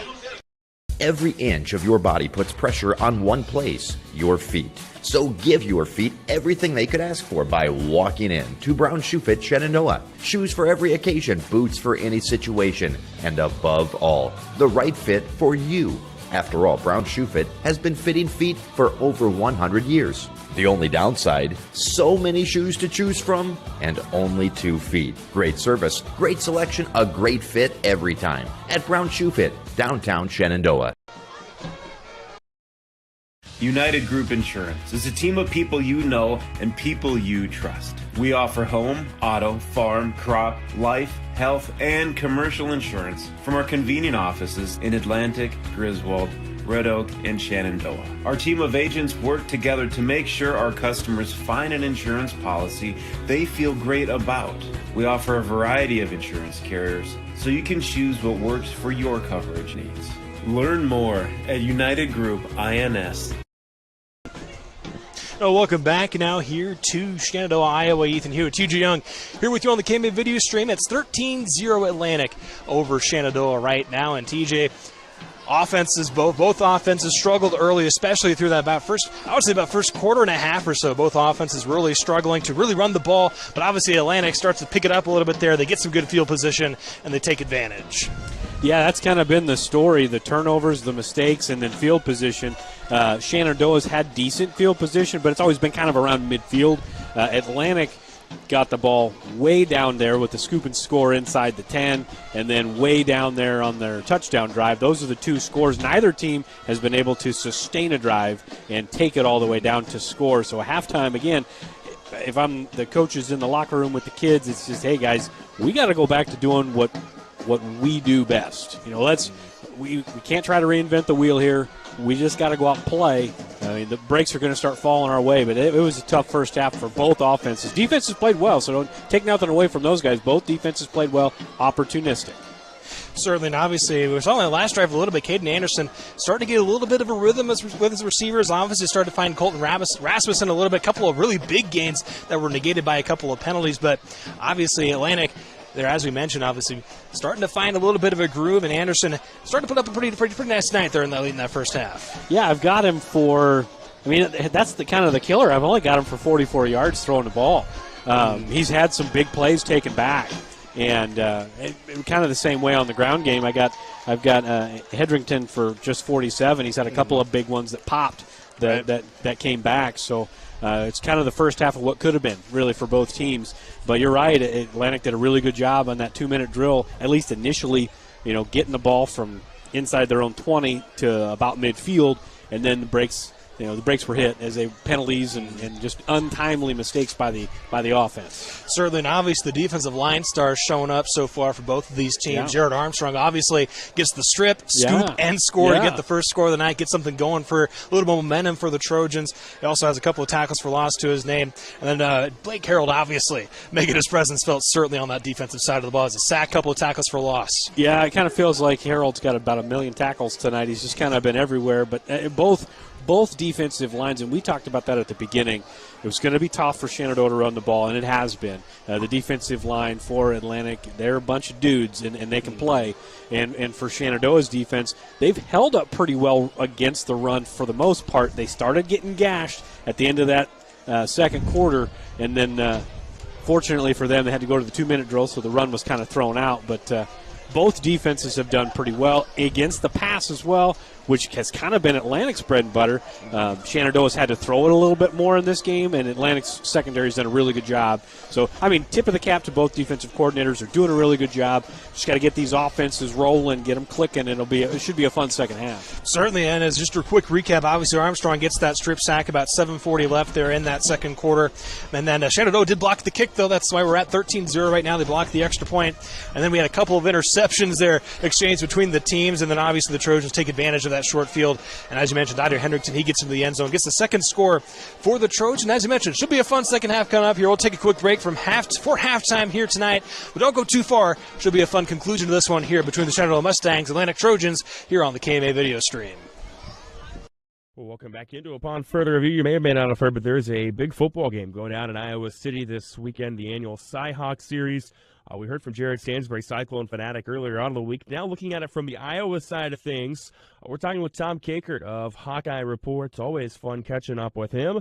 Tom, how are things going today? Things are going well. It's be an interesting game on Saturday.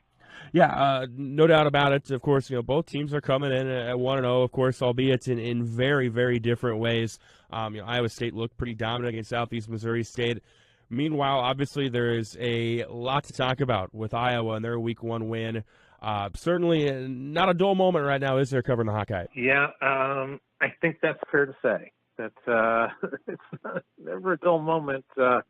I don't think when I sat down in the press box on Saturday that I thought that I would see a 7-3 outcome without a touchdown, and with 2 safeties and a field goal for Iowa. I just didn't. That wasn't on the radar. But now I've covered a 6-4 game in 2004 at Penn State, and I've covered a 7-3 game. So my life is getting closer to being complete.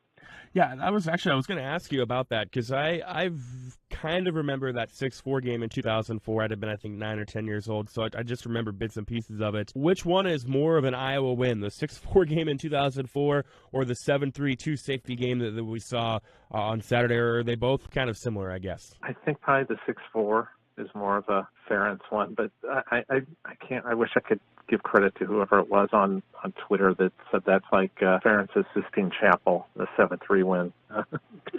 It almost is. It kind of is. It's kind of funny when you think about it, that you win a game without scoring a touchdown and just 1 field goal and 2 safeties. Yeah, I was rooting for it down the stretch. When they had South Dakota State pinned back near the goal line at 5-3, I was really hoping that we would see a game like that. And, Tom, as much as we want to joke about it, and as funny as it is nationally as well to a lot of people, it came because the offense struggled at times on Saturday. Really, throughout the game, they never really got in a rhythm. And South Dakota State is a very, very good FCS school. But how concerning are the offensive struggles that we saw from Iowa on Saturday? I think they're very concerning, just because, we just got to talking to Brian Ferentz, today, and just that, it seems like you're looking for different things to kind of improve. And he kind of said it's got to be 11 guys improving, not just a quarterback or not just the offensive line, but it's got to be a lot of different people who are kind of having to improve. But having said that, he did note that Spencer Petras, who's, clearly kind of a lightning rod right now for Iowa fans, has got to get better. And Brian noted that there wasn't as much pressure, from South Dakota State on him throwing the football as maybe some people thought, and that there were some makeable plays that he didn't make. So he's going to, I think, this is just a lot could change with Iowa football based on what happens this week, and I didn't really have that on my radar coming into the season. Yeah, and I know that there's I don't even know if it's a minority now of the Iowa fan base that are beckoning for a quarterback change early on in the year, which, I mean, it is only one game that we've seen so far. I'm just curious, for someone that obviously covers this program really closely, the ins and outs of it, is Spencer Petras the best quarterback on this roster, or is this just more of a scenario of, Kirk and Brian Ferentz being very steadfast in their ways of, if Spencer Petras is a starter right now, he's going to remain the starter? I think it's somewhere in the middle. Now, Brian did note that Spencer had a really good fall camp and that he was good in the spring, and I think he clearly won the job. So that's all you have to go on when you're headed into a season is which guy performed better in fall camp, and that's who's going to get the job. So, with Spencer, but I'll say this on Saturday, and I wrote it on our message boards, before halftime, that I felt like it was probably time to go to Padilla, at least to finish out the game on Saturday, just because it was getting uncomfortable in Kinnick Stadium, just from the booing and everything else, and maybe everybody would exhale a little bit if Padilla went out there and played, but they didn't do that, and the result is here we are heading into week 2. But I do think that if Spencer struggles again this week, I think there will be a change. Yeah, you're not alone, which is kind of, I think, a little bit of irony when you look back at last year's Iowa State matchup. It was the other way around. It was Iowa State making the switch from Brock Purdy to Hunter Dekkers. Of course, that sorted itself out in the long run. Again, we're talking with Tom Kakert, Hawkeye Report. Tom, also offensively, I know Iowa had some injuries. They were without Keegan Johnson. They were without Gavin Williams. And it doesn't look like Keegan Johnson's going to play Saturday either. How much of kind of the flux that the skill players got thrown into, or at least the personnel that they had got thrown into, how much does that maybe impact the offense here early on? Oh, it doesn't help for sure. I mean, Iowa only dressed 2 scholarship wide receivers on Saturday, and one of those 2 only played 1 snap, and that was Brody Brecht, played 1 snap last Saturday. So, 1 scholarship receiver, Arlen Bruce, playing, and that's just, that's because you've got injuries. Keegan Johnson is out. Nico Reganey is still out. He's probably out at least this week, maybe next week, but I think he'll be back for sure by Rutgers. Deontay Vines, he's still out, but on his way back eventually, but probably more towards mid-season rather than, in the month of September. So, they're missing, and Jacob Bostic, the true freshman, he's out with an injury as well. So, I just think there's not much depth there, and I think that's not helping the situation at all. No, and again, I don't think that was the reason necessarily, or the main reason the offense struggled, but it certainly doesn't help the case at all. But the defense looked really good once again, no surprise. Really good, actually, I think it's an understatement for sure. But you look at Iowa's defense. I know we've only got 1 game of sample size so far. What would you say, or who would you say is the most impressive or intriguing part of that Hawkeye defense at the moment? Good question. I would say that the guy that's really intrigued me is Cooper DeJean, just because he's really playing kind of 2 positions right now this year. He's starting at cornerback, but when they go to cash, he's playing the cash position, and that's a lot to ask for a kid who's a true sophomore, trying to play 2 positions and know what you're doing and making the correct reads and correct plays on the football field. I'd also throw out there, one of the real surprises I thought in the opener was Quinn Schulte, the former walk-on safety from Cedar Rapids Xavier, and he broke up 4 passes, looked really good, was all over the field. I thought played a terrific game against South Dakota State. Yeah, we're big Cooper DeJean fans here at KMA. He played at OABCIG, played against a lot of schools in our area, phenomenal athletes. was a fantastic quarterback in high school and is now playing solid on the defensive side for Iowa. Heading into this matchup with Iowa State, as I mentioned, they rolled past SEMO this past weekend. Tom, there's a lot of storylines for this matchup. There's a lot of layers to it that we could dive into. But what is the one thing that you're the most looking at going the most going into this matchup? I think, the thing that's kept the Cyclones out of the winner's circle the last 6 years, and in a few cases, have been turnovers in this game. And I think that's the key in this game is, the team that doesn't turn it over is going to, or turns it over less, is going to win. And, you wonder if Iowa State just plays a little tight sometimes in this game. Iowa just hasn't had the big mistakes that Iowa State has had. So I think that's probably the key to the game is just because it's going to be, I think it's going to be low scoring. I think it's going to be tight. It would shock me if Iowa's offense came out and all of a sudden we're putting up 40 points in this game. It would stun me. But I think with Iowa State, the challenge here is, this is Hunter Decker's first road start, and he's going to be playing at Kinnick Stadium, and it gets pretty loud. It's pretty intimidating for quarterbacks coming in. So I just think it's a pretty big ask to think that they're going to come in and really run up the score on Iowa. So I think, I jokingly told a friend of mine the other day that I think maybe the first one to double figures wins. Yeah, this very much feels like a 14-13 type game. Tom, before I let you go, I'm going to give you one of these three in terms of what you think is the most important matchup on Saturday. Iowa's offensive line that kind of had some ups and downs last week against Iowa State's defensive line that has one of the top defenders in the nation. Iowa's defensive line against a pretty experienced Iowa State offensive line, or Iowa State's receivers led by Xavier Hutchinson, who had a big game against Iowa's defense, secondary, of course, with Riley Moss, who's one of the top in the nation. Which one of those do you feel is the biggest matchup? Oh, I kind of think it's probably Iowa's offensive line because it's a twofold thing for Iowa's offensive line. It's not only protecting Petrus, but it's running the football. And, they'll get Gavin Williams back, and maybe that'll help jumpstart things a little bit. But they got to be better up front because if they're not, McDonald and company are going to be coming off that edge, and it's going to be some lookout blocks for Spencer Petrus. Going to be a fun time in Iowa City for sure. That's Tom Kakert, Hawkeye Report. Tom, we always appreciate the time. Thank you, and enjoy the Saturday. Okay, thanks for having me.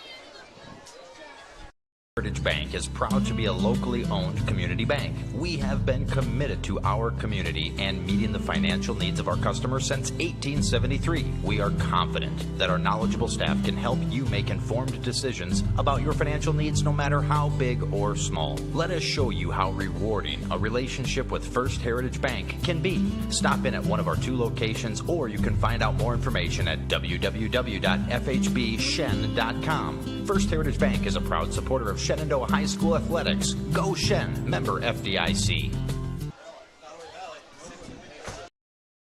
Sorensen Auto Plaza in Shenandoah has been here over 25 years, and they specialize in financing. Buy here, pay here.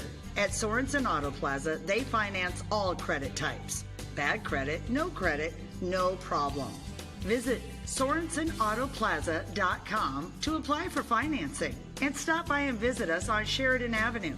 Sorensen Auto Plaza, proud to support this Shenandoah live stream. This is Kane with Gowing Plumbing. Gowing Plumbing is the name to remember for 24-hour service. That includes after hours and weekends, because that is when problems usually occur. We're located in Shenandoah, but we also serve the surrounding communities. That's the way it's been done for more than 70 years. And we work on boiler heat, so call fully licensed Gowing Plumbing any time of day or night. 246-1803 or after hours at 712-310-9248. Oh, welcome back now here into Shenandoah, Iowa. We got the second half of this Atlantic Shenandoah matchup here just moments away.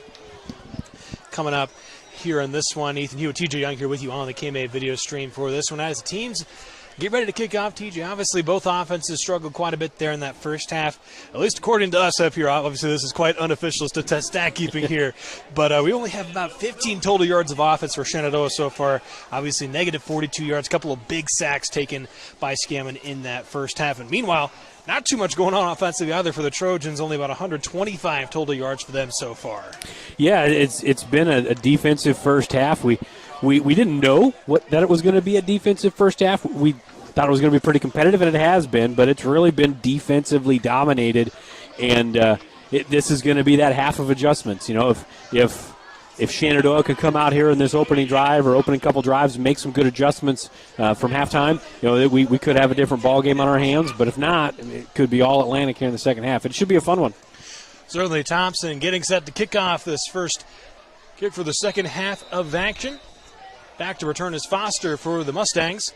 And the kick is away. This one's going to go a little short again here. Field by the Mustangs about the 29-yard line. There was Xavier Martin on the reception.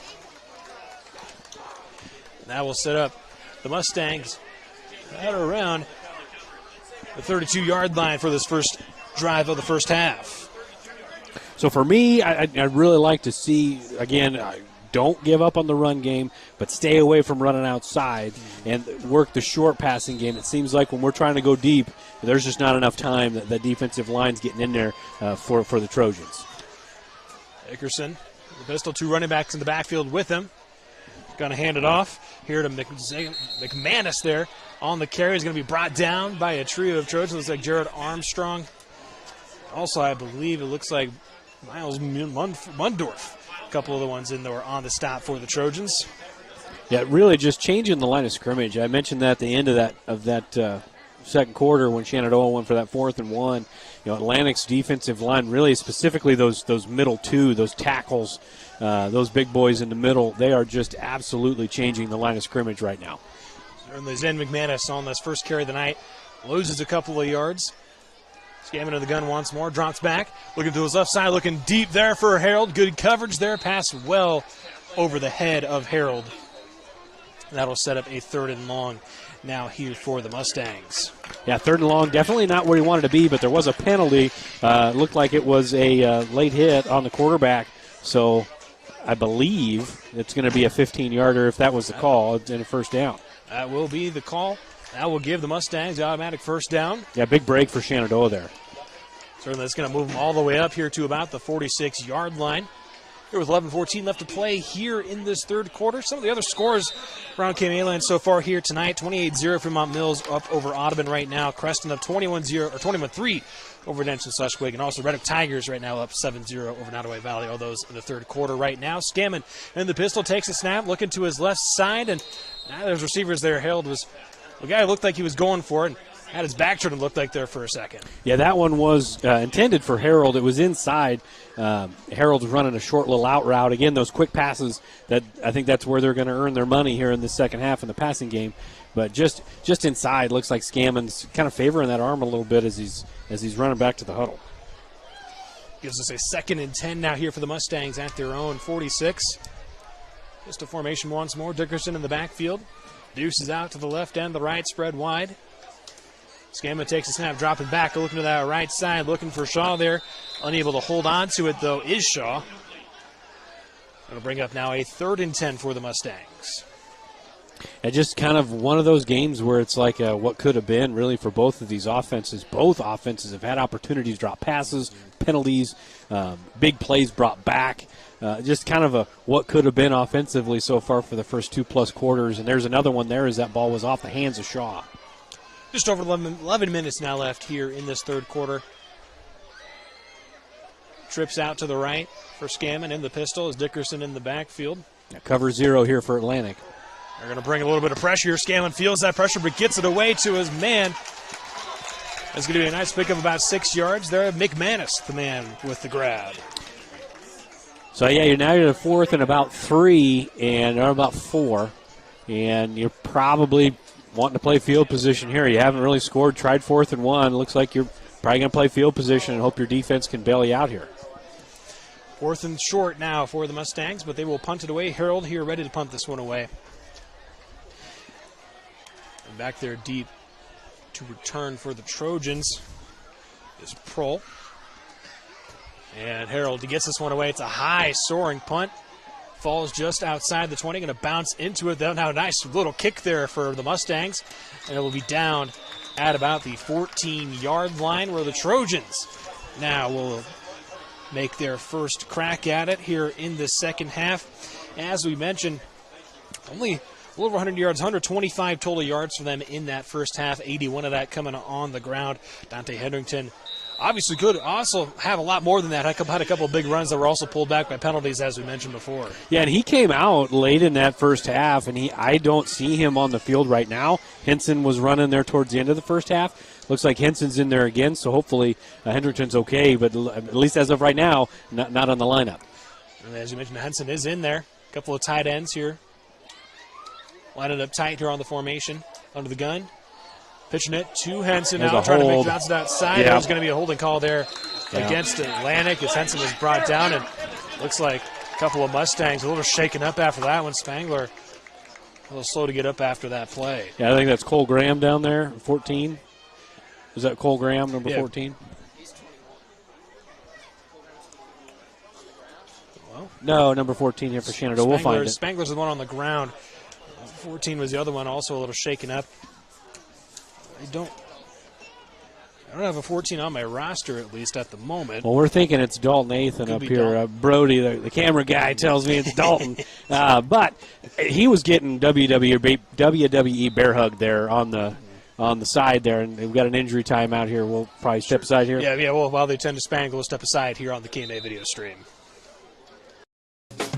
From large projects to daily tasks, we can help at Miller Building Supply in Shenandoah. This is Josh, and we pride ourselves on quality products, knowledge, and service. We're always available for advice on the projects that take years to design or the issues that need fixed in a hurry. And we offer free estimates on anything and everything you need to complete both. When you have a demand, we offer the supply. Miller Building Supply in Shenandoah. Well, welcome back here to Shenandoah, coming out of the injury timeout. Here, Isaac Henson, after the holding call, is going to get back to about the original line of scrimmage. Nice little 4-yard pickup there for Henson. It's been really important for both of these teams so far in this game to stay on schedule. 2nd and 10 is not on schedule, and I mean Atlantic's got a little bit more of a prolific passing game, but they've struggled a little bit with their accuracy so far tonight. Certainly now a 2nd and 10 here for the Trojans. 2 guys in motion there for the Trojans. They pitch it out to Henson once more. He has a little bit of gap, but there is a flag in the backfield, so all this run will likely be for naught. That was a big hit there between Harold and Henson on that sideline. If the quarterback says shift and he hasn't gone under center yet, multiple people can move. Right. But if he gets under center and he's just calling somebody in motion and 2 guys go, that's definitely illegal, at least in the state of Iowa. So we'll set the Trojans back here about 5 yards. They'll get bumped back here to the 9-yard line. It's going to set up about a 2nd and 15 here with 9:15 left to play here in this third quarter. It's kind of like that Iowa-South Dakota State football game right now. I would say it's been a little bit better than that, at least so far tonight, at least offensively. 13-0 here for the Trojans so far. As we get under 9 minutes, shotgun look, passing down here for Anderson. 2 receivers to his left and his right, and the receiver jumps early. That's going to be another penalty here on this drive against Atlantic. There was Colton Rasmussen out wide, who jumps early. Yeah, and I think that's going to set him back half the distance to the goal instead of... Yeah, they'll put him at about the 5-yard line, it looks like. Well, they're coming to the line, but the ref hasn't set the ball yet, but now he will, and they get up and set. They mark him down about the 6 is where they put him. 2nd and 17. And whistles once more. Refs have a... Yeah, I think it's a ball spot issue. It's not another penalty. Right, I think right. it was a 9. They were on the 9. They brought it back to the 7. That's a 2-yard penalty. They need to go back a little further. So yeah, the ref hadn't quite spotted the ball yet when the Trojans were trying to come to the line. Yeah, they moved it back. Yep, they will about the 5.5-yard line is where they spot it now for the Trojans. Good catch here by the near side judge. That was a good catch. Four receiver spread across the formation here for the Trojans. Shotgun here for Anderson. He drops back into his own end zone. Looking to that right side, has his man turning up field there. Trying to shimmy off a couple of tacklers. Not going to do a good wrap-up tackle there by the Mustangs. It's only going to be a gain of about 4 or 5 yards. Let's call it a 5-yard gain there for the Trojans. Not 100% sure who was on the reception there. I believe it was. Nonetheless, it will set up a 3rd and 14 now here for Atlantic, just outside their own 10-yard line. Anderson in the gun, low snap, gets it off to Henson, though Henson trying to break up field is going to just pass the original line of scrimmage. Good stop there from the Mustangs. Henson only going to pick up a couple of yards, makes it about 4th and 8. Nystrom, Layram in on the stop for the Mustangs. Yeah, again, really good job. Both defenses kind of just par for the course for the game tonight. The offenses have kind of shot themselves in the foot, and the defenses have come out and made stops when they need to, and just kind of back and forth punting affair. It looks like Spangler's back in the game. He's deep to return. That's a high punt. Bounces in Trojans territory, but does take a little bit of an Atlantic bounce across midfield where it is down and where the Mustangs will take a second crack at it here offensively. Here it's in the second half.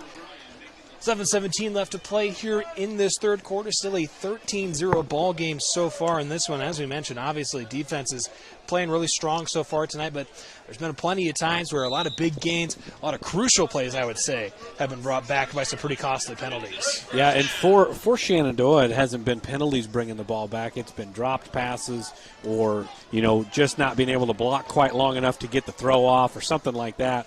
Atlantic's really shot themselves in the foot a little bit, but we'll see if Shenandoah can do something here offensively, get the ball rolling. Start at their own 49. They hand it off to Dickerson. Dickerson tries to break it forward. He's going to get about a yard before he's brought down by a couple of Trojans. They're in on the stop. Jared Armstrong will be the one likely credited with the tackle there. About a yard pickup there for Dickerson. Makes it 2nd and 9. And that's not the worst thing in the world. They've really struggled running the ball tonight. We kind of thought it would be a little bit more difficult, and it has been. But it's not a negative play, and you want 3, 4, 5 yards of crack. You're not getting it right now. You just got to take positive plays, and that was a positive play. Hopefully it'll break later. This formation once again. Rolling out to his left now. His 3 receivers. Has a man looking deep for Harold, and Harold going to come down with it. Powers up. Climbs the ladder in front of 3 Trojans. A big pickup. Brings it all the way down to about the 21-yard line. Yeah, biggest play of the night for Shenandoah, 24 yards, and threw into basically quadruple coverage there. He had McManus wide open in the flat, didn't even look. There was nobody within 15, 20 yards of McManus, but when you got Blake Harold, sometimes you just got to throw it up and let the big guy make a play. And he does just that. Here with 16 left, the Mustangs trying to capitalize on some big momentum off the big play. Pistol formation once more. Dickerson in the backfield with Skaman. 4 receivers spread across the formation to put McManus in motion to the left. Skaman now rolling to his right, looking for Spangler again, not quite able to hold on to it. Looked like he might have been out of bounds anyways when he would have come down with that. Yeah, pretty good roll out there, rolling him away from pressure and to his right side as a right-handed quarterback. You just got to get going downhill on that throw. You can't be fading to the right, then the ball's going to sail to the right, and that's what it did. And Spangler just off his hands, like he said, he was probably out of bounds anyways had he caught it. After that big last play, Harold now up to about 67 yards receiving tonight for the tight end. Empty backfield now here with Skaman in the gun. 5 receivers spread wide. He's going to drop back, looking to that left side, looking for Harold. Tries to float it. Nearly a big one-handed catch there from Harold. A little bit of contact, though, breaking up the pass. There it looked like Tanner O'Brien, one of the Trojans in coverage to help break up that pass. Makes it 3rd and 10. Yeah, 3 Trojans over there. 3 Trojans over there against 1 Blake Harold. And I know he's good, and we've talked about it a lot. But that's tough. That's a hard ask. So if you got 3 guys over there and you got trips to the near side, you know you got a mismatch over here and somebody's going to be open. You really just can't have that tunnel vision, especially when you're struggling offensively, and that makes it difficult for an offense to get some sustained rhythm. Linebackers have been flying over the field tonight for the Trojans. Now 3rd and 10 from the 21. They put McManus in motion. In the pistol is Scammon rolling out to his left. Has 4 receivers over there, looking deep there. No one quite in the vicinity. Looks like might have been looking for Harold a little deeper, but overthrows, and that will bring up now 4th and 10. Yeah, again, you get those rollouts. And going to the right, going to the left. If the quarterback's going sideline to sideline, the ball tends to sail. You got to get going downhill on that throw. Looks like we got a long field goal here for Mr. Zwickel. Booker will be about to attempt 43-yard field goal, trying to make this a 13-3 ball game here with 5:53 left here in the 3rd quarter. Trojans trying to get a block here. Kick is up and away. That one's going to be well short and wide. There from Ziegler. Kick is no good. We'll keep it a 13-0 ball game here with 5:49 left here in this 3rd quarter. And the Trojans will take over offensively at their own 21-yard line. Yeah, just unfortunate there for the Mustangs. Had a big play. They were in plus territory, their deepest penetration of the night, by my recollection, but couldn't come away with any points. They got to ask that defense again to step up and make a play. And you got Trayton Foster back there, Mr. Interception. Maybe he can make a play for them. Atlantic's just got to keep doing what you're doing. There's a botched fumble there, a big stop in the backfield there. Ethan Richardson capping off, but there's going to be a flag thrown. Yeah, it's going to be a taunt or excessive celebration. And I don't know if it was intentional, but he flexed kind of right over top of the kid. It was a great hit, but that's going to end up biting Shenandoah. It's going to be a 15-yarder and a 1st down. Well, Ethan Richardson made a big play it was a bit of a botch snap there by Anderson, and ultimately, though, as you mentioned, taunting call there against Richardson. That will give him 10 yards here. 1st down pushes him up to just around the 30-yard line now instead. 31-yard line, excuse me. Yeah, big break there for Atlantic. You're going to be 2nd and 12, 2nd and 13. Now you're 1st and 10. You got to kind of reset and start over. Shotgun formation once again. They hand it off to Henson. Henson trying to find a gap there in his blockers, but good rally there by the Mustangs.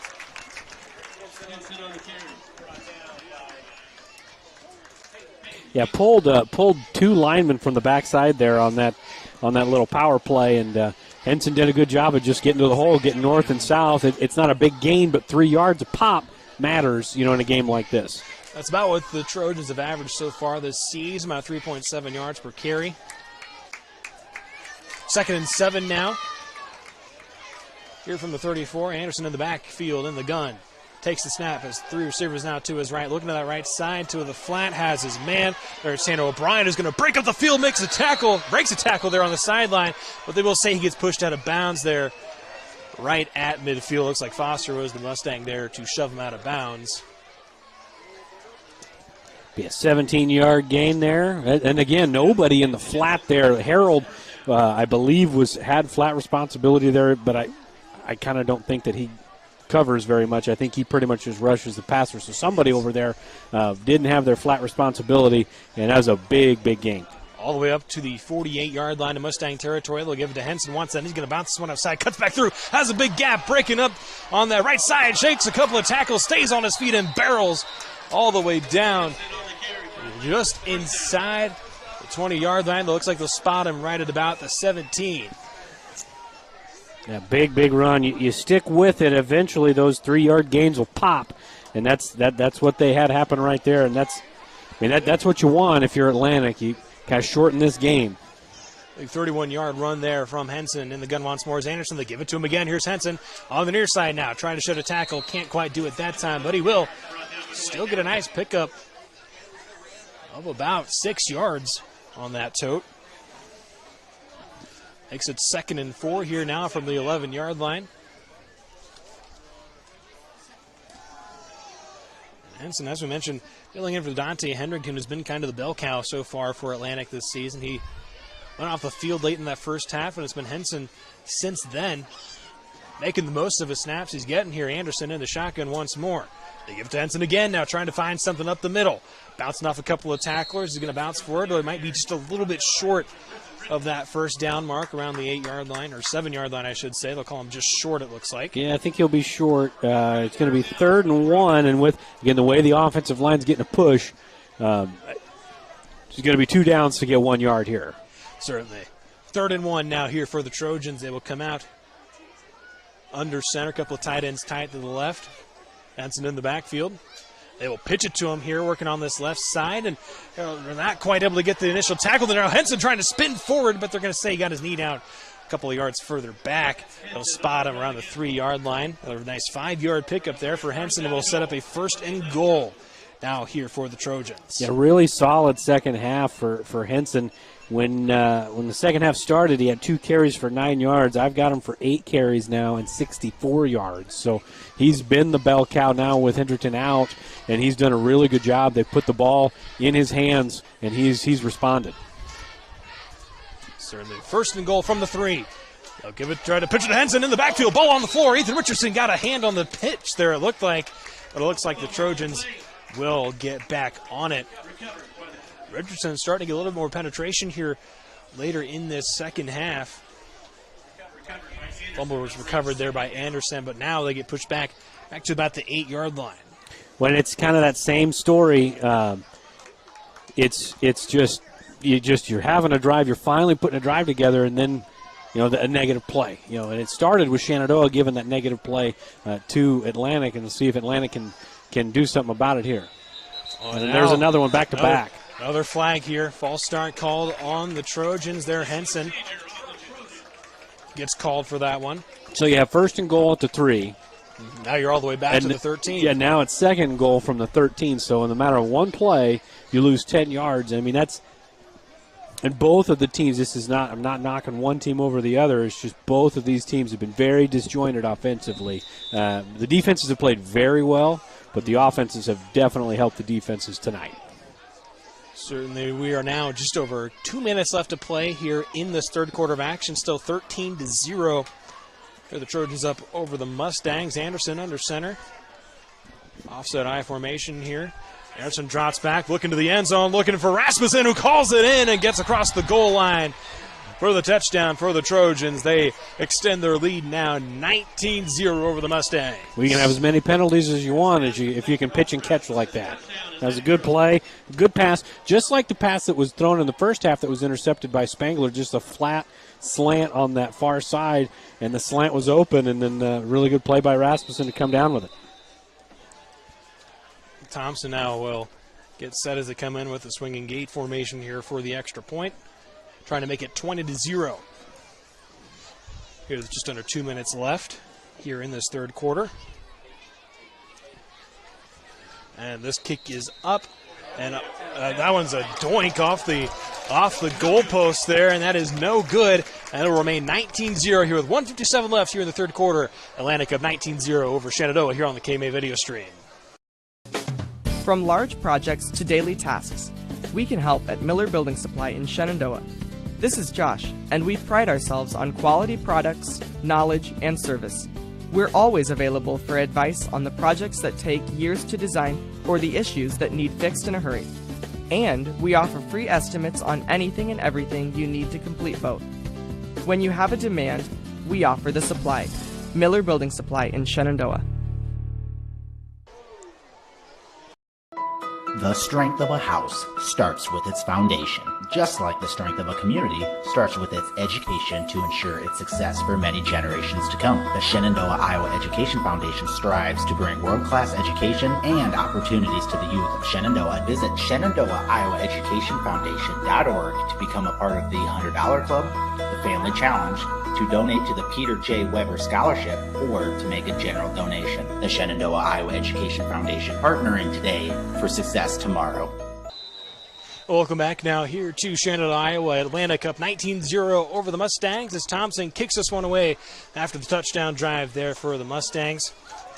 Xavier Martin back there to return. He's going to field it around the 26 and be able to bring it up to about the 33-yard line where the Mustangs will try to get something going offensively. Have been shut out on the scoreboard so far tonight. Had just 15 yards of offense that are in that first half, and really have found a little bit of momentum, but a couple of nice connections there between Harold and Scammon, but obviously still a bit of a tough fight on the ground so far for the Mustangs. Yeah, and the deeper and deeper they get into this hole, the more they're going to have to abandon the run game, which hasn't been really effective at all tonight anyways. But you're running out of time. No need to panic yet, but you got to start making some hay right now. Scammon in the pistol. Tight bunch to his left. He's going to pitch it to Dickerson to that left side. Oh, actually, no, excuse me. He faked me out there. He keeps it. Was looking for Harold on this near side, and we're going to have a flag. It's like going to be, obviously, pass interference called. Is the call there against the Trojans? Yeah, pretty fortunate there for the Mustangs. Really good play fake. In that bunch formation out of the pistol, they like to run that toss, especially to the wide side. But you fake the toss. You get one-on-one coverage with both the top receiver, Shaw, and the bottom receiver, Harold. But it was an incomplete pass. Would have been 2nd and 10, but instead you get a first down, and now the ball's near midfield. So your automatic first down will put them up here to the 48-yard line now in their own territory, where they'll get it. 15-yard penalty moves them up. Pistol formation here for Scammon. 3 receivers spread wide to his left. 1 to his right. Dickerson to the backfield. He'll drop back. Looking to that left side. Looking deep over the middle. Has his man. McManus with the catch. And Hart brings it in. And falls forward to about the 33-yard line. First down, Shenandoah. That's a 19-yard gain. Sophomore to freshman. Really good play. Again, I talked about that in the first half. You got to start getting vertical, hitting the seams, and that time they did. McManus makes a great catch and a first down. Again, driving. You just got to cash in now. So the 1:39 left now here in this third quarter. The Mustangs need to get moving quickly. Down 19-0 after that missed extra point from Atlantic on the previous touchdown drive. 3 receivers once more to his left, 1 to his right. Pistol formation, dropping back is Scammon under big pressure.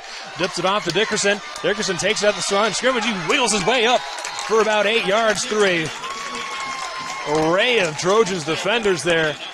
A nice effort there from Dickerson after the catch. And Atlantic's been putting pressure on Scammon all night, and you can use that pressure against the defense by running some screens and quick passing game, and that time they did, and that's an 8-yard gain, and again, moving the chains. Now this is as deep as they've been all night. They got to cash in. At the 24-yard line now, 2nd and 2 here for the Mustangs. Deuces to the left and the right for Scammon in the pistol. Dickerson in the backfield with him. He'll drop back. Looking at the left side, little pump fake. Flag is thrown at the line of scrimmage, and an interception. It looks, oh no, they're going to say incomplete pass. We'll see what the flag is. There is a flag that was thrown from the side judge on the far side right at that snap. Could be a holding call, but it might be some sort of hands to the face here. Now, it's hard to see who was on the far side there.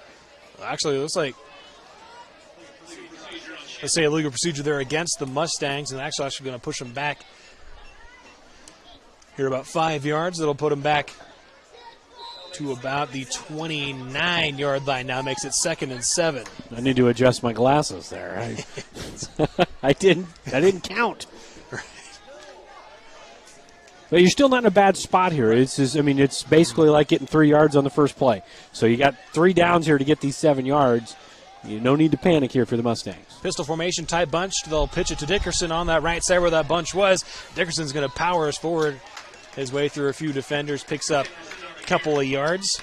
Yeah, difference on that toss than the tosses we saw in the first half. North and south. He got outside and he got vertical instead of running to the sideline. It's not a big gain, but a couple yards matters. Now it's 5 yards and 2 plays to get 5. Well, Scammon makes his way back to the huddle, running clock. Here we got 12 seconds left now here in this quarter, 10 seconds. Now it looks like Shenandoah, they're just going to let this clock run out here to end this third quarter. Down 19-0, the Atlantic Trojans head into the final quarter of action with a nice lead here in a defensive contest so far here tonight. Here on the KMA video stream with TJ Young here with you. We'll have the final quarter of action of this one coming up here after this.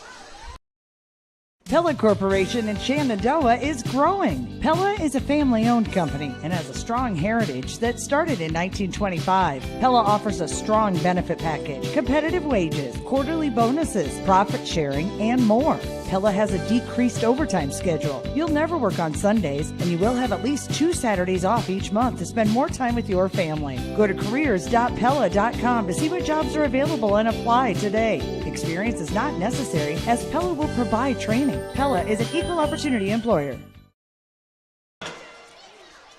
At this very moment, a board-certified surgeon specializing in female pelvic medicine and reconstructive surgery is scrubbing up in a newly remodeled surgical center full of the latest technology to give a woman a chance to take back control over her body. It will take less than an hour. There will be minimal recovery time, and afterwards, she'll start to feel normal again. These are the things that happen here every day. The new surgical center at Shenandoah Medical Center. Your health is our mission. Welcome back now here to Shenandoah, Iowa. We get set to begin the fourth quarter of action here on the KMA Video Stream. Atlantic Trojans up 19-0 over the Shenandoah Mustangs. Ethan Hewitt, TJ Young here with you tonight. And TJ, we're just talking about if Shenandoah can get a quick score here, obviously you still have a full quarter to play. Obviously maybe a little bit of something going into this final quarter. Yeah, it's every drive right now, every play right now is critical as the game gets shortened. Scanman dropping back. Looking to his left side, looking deep, looking for Spangler, little overthrown. Also had McManus there in the vicinity. Nonetheless, incomplete pass on third down play will bring up a 4th and 5 now here for the Mustangs. Yeah, that's a tough throw. That's a long throw, in a back pedal there. Not stepping into the throw, and then there's two receivers in the same spot. It just makes it a little bit kind of a quagmire out there. And now, biggest 4th down of the game for both teams, really. If Atlanta gets a stop, you can pretty well put a seal on it if you can put a drive together. Certainly. 27-yard line is where the ball is spotted for the Mustangs in Trojans territory. Scammon in the pistol. Two receivers to his left and his right, dropping back. Looking to that left side, looking for Harold. Harold breaks away, and just out of reach of the senior tight end. You got to think if that one's around the money there, that is a score there for the Mustangs, but instead it is a turnover on downs. Yeah, it looked like Scammon probably had to throw that one a little bit sooner than he wanted to. Had some pressure in his face, and Harold did everything he could, and so did Scammon. They both did everything they could. There was good pressure by Atlantic, and now it is imperative for the Mustangs to get a quick stop, get the ball back. Trojans start on their own 27, coming in offset I formation. Under center is Anderson. They'll give it to the fullback, Tanner O'Brien, who powers forward. Flag thrown. There's some jerseys grabbed a little bit in there on that play. We'll see what the official call is.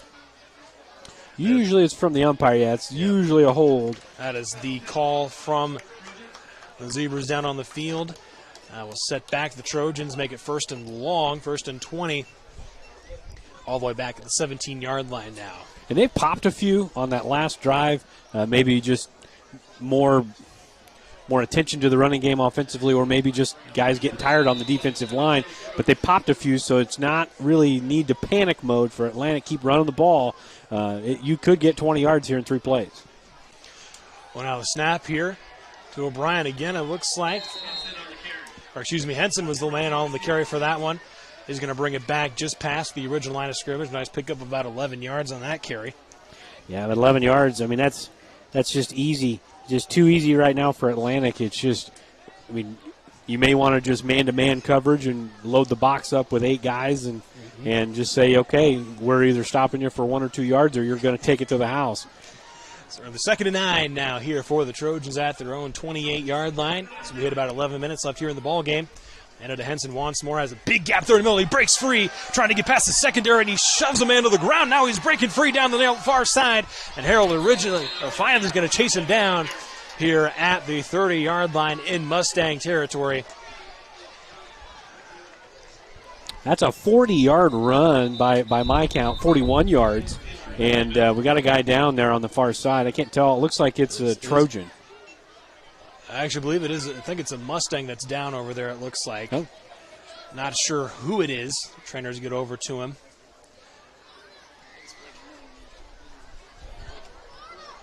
We'll take a quick break while they tend to the Mustang down over on the field. Atlantic of 19-0 here.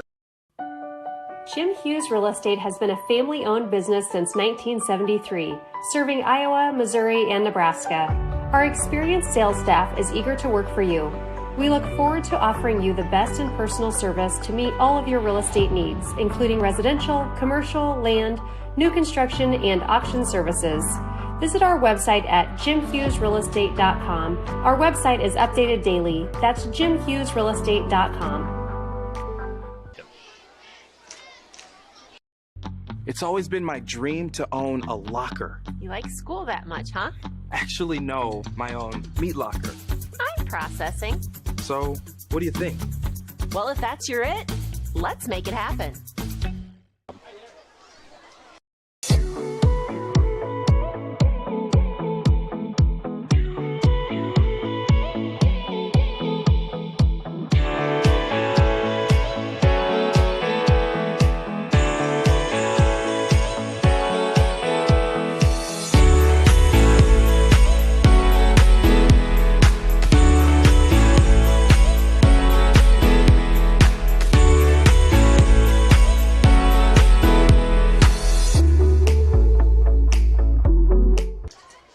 Welcome back now here to Shenandoah. Ethan Hewitt, TJ Young here with you on the KMA video stream. Atlantic up 19-0 over Shenandoah right now. Blake Harold was injured on that last play. He was the one who eventually chased down Henson on that far sideline. He was able to walk off the field slowly, a little gingerly here off the field under his own power, though. That's a good sign for Harold. Hope the best for him here. Obviously a big part of that Mustang team. Yeah, it was just a fantastic play. If you go back and watch it back, he was on the backside of the play, and he chased it all the way down. He's probably just gassed, too. He's probably a little tired. That was a long run. Well, they hand it off here now to Tanner O'Brien, the fullback. He's going to rumble his way forward here for about a 7-yard pickup. I call it 8 yards. Actually, I keep marking it for you. About a 9-yard gain there for O'Brien. Nice pickup for the fullback. Makes it 2nd and 1 now here from the Mustang 21-yard line. As we hit just under 10:20 left to play here in the ball game. I formation once more. Anderson under center. Hand it off to Tanner O'Brien once again. He will get the first down and more. They'll mark him down at about the 15-yard line. A nice 6-yard pickup for O'Brien. Yeah, just really just imposing their will right now, especially with Harold out. Now he looks like he's coming back in the game, but it's the big guys in Atlantic saying, we are running the football. This is who we are right now. We're running the ball. We can throw it all over the yard, but if we want to be successful tonight, we're running it. So they'll come out I formation once more. Anderson takes the snap, gives it to Henson this time. Henson with a full head of steam here. Drags a couple of Mustang defenders all the way down to about the 11-yard line. Or excuse me, the 6-yard line. Nice 9-yard pickup there for Henson. As you mentioned, he's having a pretty nice night for himself. Crossed the century mark a couple carries ago. Yeah, averaging about 10 yards a pop. I mean, anytime you can do that at any level, that's pretty impressive. Especially for a guy that didn't get his first carry until right at the end of the first half. So the Trojans then striking distance once more, trying to put a dagger in this one here in the middle of this fourth quarter. They pitch it to Henson. Henson finds a gap, has some room, and he's going to fly into the end zone for the score for the Trojans. Makes it a 25-0 ball game now here in favor of Atlantic. Yeah, really good job. And on those tosses, I'm kind of a stickler with that. You know, the guy's not running to the sideline. You know, Henson had some pressure right away when he caught that pitch, and he just put his foot in the ground, got north and south, and you know that's an easy 6 points right there. And that kid have a day at the moment, 131 yards on 13 carries, and now he's got a touch. So now Thompson will get set for the extra point. Knocked it off the goalpost on the last extra point attempt. Trying to make it 26-0. That kick is up, and that one will find its way between the uprights for the extra point. Makes it 26-0 now here for Atlantic with 9:12 left in this one here on the KMA video stream.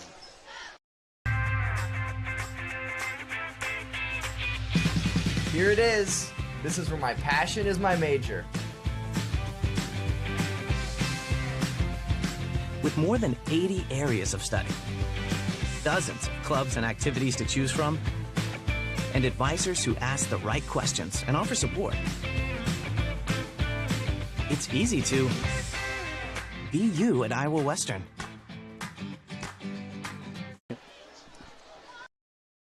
United Group Insurance is a team of people you know and people you trust. We offer home, auto, farm, crop, life, health, and commercial insurance from our convenient offices in Atlantic, Griswold, Red Oak, and Shenandoah. Our team of agents work together to make sure our customers find an insurance policy they feel great about. We offer a variety of insurance carriers, so you can choose what works for your coverage needs. Learn more at United Group INS. Welcome back now here to Shenandoah, Iowa Atlantic. After that last touchdown drive, makes it 26-0, capped off by the Isaac Henson scamper from about 6 yards out. Thompson now set to kick this one away. Martin back deep to return. He'll pick it up here about the 18-yard line and carries it forward before he's met at around the 25-yard line. That is where the Mustangs will trot back onto the field. And TJ, obviously, he had a couple of opportunities there in that third quarter for the Mustangs to try and had a little momentum, put together some nice drives, but obviously just came up just a little bit short. And obviously now down big here, 26-0. Yeah, it's that old saying, game of inches type of deal. Balls dropped off of hands or just missed or just long or just short. You may not win the game with 9:08 to go down by 26, but still a long season. You really got to build on this. There's going to be better teams that we face if you're a Mustang fan, and they got to try to find something here offensively. I formation here. They pitch it to Dickerson on this left side, but there are about 6 or 7 Trojans there immediately in the backfield. Dickerson's brought down for a loss of about 3. Atlantic has just been fantastic tonight. They've been just fantastic tonight at the outside contain. They're not letting anybody get outside, and that's kind of been Shenandoah's bread and butter for the first couple games. You dice them up the middle, and then you hit them outside on a toss, and the tosses have just not been there tonight for the Mustangs. So we hit about 8.5 minutes left to play now here in the ball game. Pistol look here now for the Mustangs. Scammon puts McManus in motion to the right. He'll drop back now. Looking to pass, trying to go deep, looking for Spangler on this left side. Ball well underthrown. That'll come about 5 yards short, and Spangler now a little banged up after that play. Will look like a little bit of a non-contact injury there for Spangler. Grabbing the backside of his left leg. They're able to get up and trying to walk it off here. I think he might. He's grabbing the back of his calf there a little bit. Maybe he got cramped up. But that was, again, just a lot of pressure in Scammon's face and throwing off his back foot. And a wounded duck up there as the ball was kind of spinning, flipping sideways there. That was just a tough play for Shenandoah there. So the defensive line for Atlantic has been superb tonight, led by Jared Armstrong, the senior defensive end. Scammon dropping back once more. A couple of Trojans in his face, going deep here, looking for his man. And tight coverage there from the Trojans. A lot of contact, but no flags called. Yeah, one-on-one coverage over here on the near side. Sample, it looked like he had a little bit of a step. Feet got tangled up. May have been some contact, maybe not. But that was a better ball. I mean, that was a better ball that time. Just couldn't make a play. And now Mustangs got to punt again. And the ball's probably going to be in the hands of Mr. Henson here pretty soon. Certainly. Harold's set to punt this one away, 4th and 13. Trojans nearly get to that one in time, but Harold gets it away. Another nice punt here. Gets to about midfield, bounces up, and will take a little bit of a Mustang roll just past the 45-yard line is where they will spot it. And Atlantic start out with some decent field position here now. At the 3 now there from Shenandoah. Trojans trot back out. As you mentioned, Isaac Henson will probably be seeing quite a few touches here late in this fourth quarter, just over 8 minutes left to play. And it looks like we may have some subs in the game, but I still see Henson back there and O'Brien, so it's going to be the 1-2 punch for Atlantic here on this drive again. It does look like backup quarterback is in. They give it to Henson, though. Henson trying to bounce outside is eventually dragged down there by the Mustangs. On the play there, Ethan Laughlin with the tackle. Still about a nice 7-yard pickup for Henson. Adds to his night. And just good power running. Atlantic, quick stats, or it used to be quick stats, bound, can be deceiving sometimes. It looks like they're a pretty balanced team, but they kind of had to be out of necessity, in the last couple weeks. They don't have to be this week. And as we see O'Brien right up the middle there. O'Brien, they've done that pretty well tonight, too. Just hand it straight to the fullback. He rumbles forward for a nice gain. It looks like 15. About 15 yards, yeah. The pick up there for O'Brien. And they didn't have to be balanced tonight. They've thrown it just 16 times tonight. To how many times they've run it, I've got, let's see. You can keep talking, I'll count. So the backup quarterback in for the Trojans right now. Tristan Hayes, the sophomore, under center. Yeah, 16 passes to 33 runs and counting. They pitch it to Henson. Harold there gets the first one in the backfield. Eventually brought down by McManus. Finished it off. Harold has been having himself a night so far defensively. Up over 10 tackles so far. A few of those in the backfield. That one right there as well. Also has a sack to his name so far tonight. Might be a losing effort, but the senior has certainly given his all tonight so far. Yeah, I mean the Mustangs and the Trojans as a whole, they've all played real hard. It's been a hard-fought game. It's just been kind of, Atlantic's finally been able to impose their will as with the bigger physical team. Give this one to Henson again. Another Mustang there in the backfield immediately, but he shakes it away. Henson now, he'll get past the 20, about the 18-yard line before he's brought down finally. There by the Mustangs. Jacob McGargle on the stop. That'll bring up at about 3rd and 5, so about 7-yard carry there for Henson.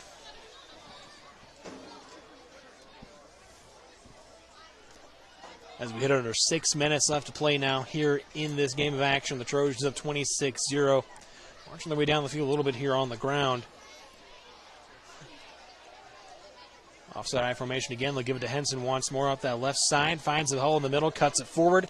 And he's going to roll his way up to about the 11-yard line. Another 7-yard carry. Seems just about every time Henson getting at least 5 or more yards just about every carry. The Trojans up front imposing their will at the moment against the Mustangs. Yeah, it's not getting contact unless it's Blake Harold in the backfield. If it's not Blake Harold, it seems like he's Henson or O'Brien. They're getting about 2 or 3 yards before they get touched. I mean, the offensive line has been, especially in the second half, fantastic. So he gives us 1st and 10 from the 11 here for the Trojans. I formation once again. Henson in the backfield. They give it to O'Brien, though, the fullback. He's going to fall forward on the pile for a couple of yards. This will give us about a 2nd and 8 here now from inside the 10-yard line. Right around that 1-yard line, yard to gain for the first. Obviously, 1 more yard could make this about a 34-0 ball game, as we're now under 5 minutes left here in this one. I formation once more. Take the snap. They give it to Henson once again. He has some room here, breaking through a few defenders, and Harold comes in with a big pop. They're at the end of that one, but nonetheless, Henson's going to get all the way down to about the 2-yard line. Another 7-yard pickup. And again, a really good run, really good tackle at the end. Obviously, I mean, if you watch that back, it's going to be a really good tackle, but really good run with a flag on the play. Take away a 7-yard gain. There's going to be a holding call there against the Trojans.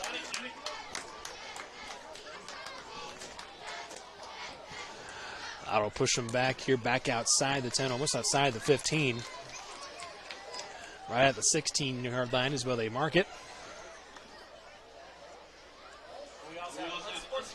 I'm going to say unsportsmanlike conduct call also against the Trojans. That'll set him back even further.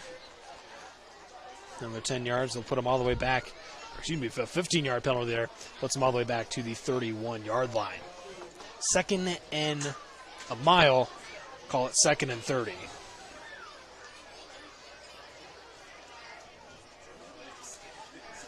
There now as Hayes makes his way back out to the huddle here for the Trojans. Under 4.5 left to play now here in this one. I formation once more. Receiver out to the left and the right for the Trojans. Mustangs load the box. They give it to Henson here, looking for something in the middle. A little patience. Finds the gap. Breaks free. Up past the 20, past the 15. Dragging about 3 Mustangs with him out to about the 12-yard line. Nice 19-yard gain there for Henson. We're going to say 3rd and about 11. Now for the Trojans here, trying to pad their lead a little bit here in this 4th quarter. Henson padding the stat book a little bit as well. probably creeping close. That 170, 180-yard mark here is another carry for him to this left side. A little pitch there has some room, and he's going to get out another 5 yards there on that pitch to that left side. Yeah, I've got him for, 17 carries, 174 yards, so still 10 yards a pop. Just been really impressive, and, I mean, he's done well, but the offensive line, like we've said, is just they've been very impressive all second half, just asserting themselves this entire second half. As we get close to 3 minutes left now, it's 4th and 6. The Trojans are going to go for it here from their opponent's 7-yard line. A little bit of a loose snap there, but Hayes now looking to this left side, looking to the end zone, has his man, the toe tap, not going to get it. Incomplete pass there. That'll be a turnover on downs for the Trojans.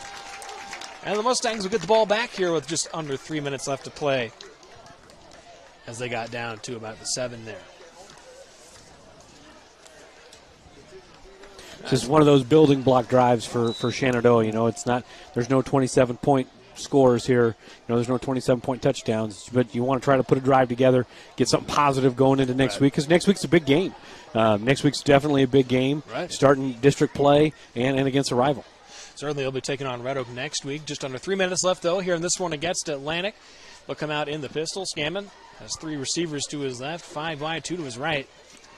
Dickerson in the backfield. They will hand it to Dickerson. Flag thrown immediately here on the near side, Judge. That usually means there's not enough guys on the line of scrimmage, usually in like a legal formation. But we'll see. I've been wrong tonight before. See what the call officially is. A legal substitution. Yep, that's what they'll say. See, I was wrong again. I was thinking. Had 5 wide, had 5 linemen, and also a running back on the field. And they will move them back here to about 4 yards. And another little confusion around the spot of the ball here. Should be half the distance. The side judge had him about the 3-yard line. The ball was about the 5, but they do move it back now. Scammon in the pistol once more in his own end zone. 2 receivers to his left and his right. He'll take the snap, bumps into Dickerson, gets the pass away, though, looking for his man there, and I believe that was Shaw with the catch there with the reception. Yeah, being 11, 12, it's like an 11-yard gain there, so kind of off his back foot, 2 guys there, just kind of everybody bunched together, but came down with it, and that's a pretty good play. So they make it about a 2nd and short, 2nd and 3 here now from the 14-yard line for the Mustangs.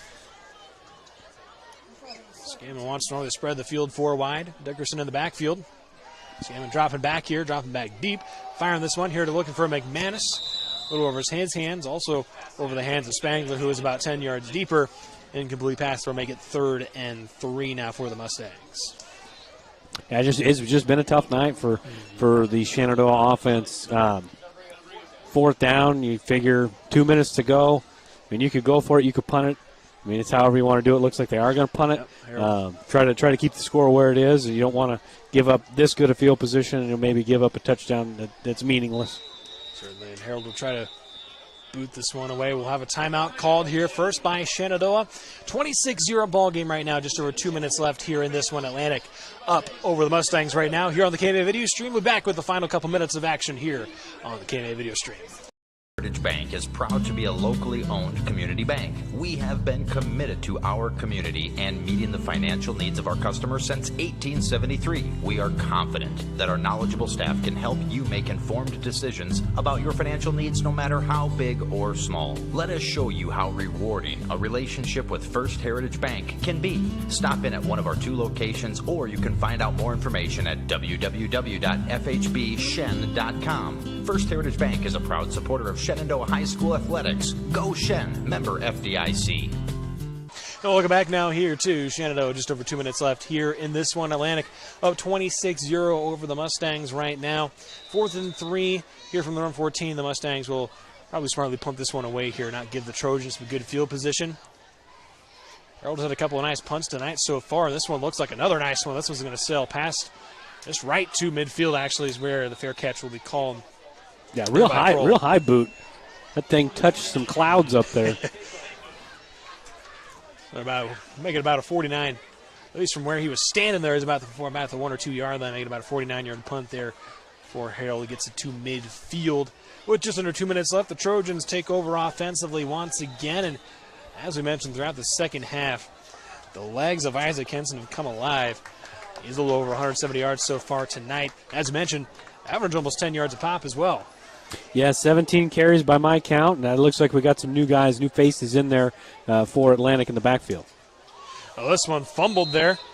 I was trying to hand it off to looks like the fullback. There is worth the numbers. Corbin Leslie was the one who was trying to get the reception there.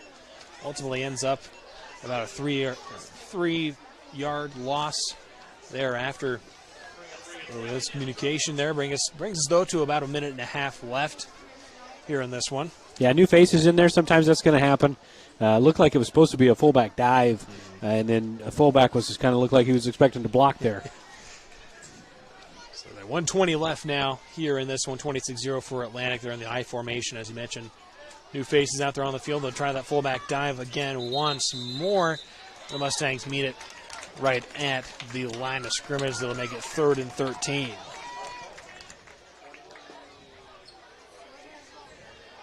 Well, the Mustang is a little slow to get up off the field there. Both these teams started to get a little gassed here tonight. It's been a game of attrition so far tonight here as we hit under a minute left here in this one, 26-0. Both defenses playing strong. A couple mistakes offensively have obviously given us to the score where we are right now in Atlantic, trying to just run out these last few minutes. As they come to the line in the I formation, 3rd and 13. They'll pitch it to the running back here, and he will work his way up for a few yard gain. There on 3rd down, there was AC Roller on the carry. That'll bring up 4th down now for the Trojans, but we hit 20 seconds left, and it looks like both teams are just going to head to the sideline right now. Let this clock run out. Atlantic Trojans came into this game 0-2 on the year. Mustangs 2-0. And the Trojans will get their first win of the season over the Shenandoah Mustangs. They win it. Big 26-0 game for them here tonight as the clocks officially hit 0. Atlantic can celebrate their first win of the season. TJ Ively, as we mentioned, as a game of attrition tonight. Just your thoughts on this win for Atlantic. Yeah, it was. I don't want to say it went the way I thought it was going to go. I thought it was going to be a little closer, but I kind of figured we'd see the way Atlantic played against Shenandoah the last couple years, where they have all these athletes, they have all these fancy playmakers, but they also have big physical linemen, and they want to establish the ground game. It took them a couple of quarters to get that figured out, but Hedrington did it at the end of the first half, and then Henson and O'Brien really put the exclamation point on it. And the big offensive line did phenomenal for Atlantic, and they get a well-deserved win here, get their first win of the year. That'll get the monkey off their back as they go into district play. On the flip side for Shenandoah, you knew it was going to be a challenge because this is the biggest team you've faced. This is a bigger school, bigger class, a lot more kids. I mean, they got twice as many kids as Shenandoah has, and they're bigger. And that's tough to when you're learning how to run the ball again after a couple of years of not doing it. That makes it a little more difficult. But kudos to Atlantic. They played a whale of a game defensively.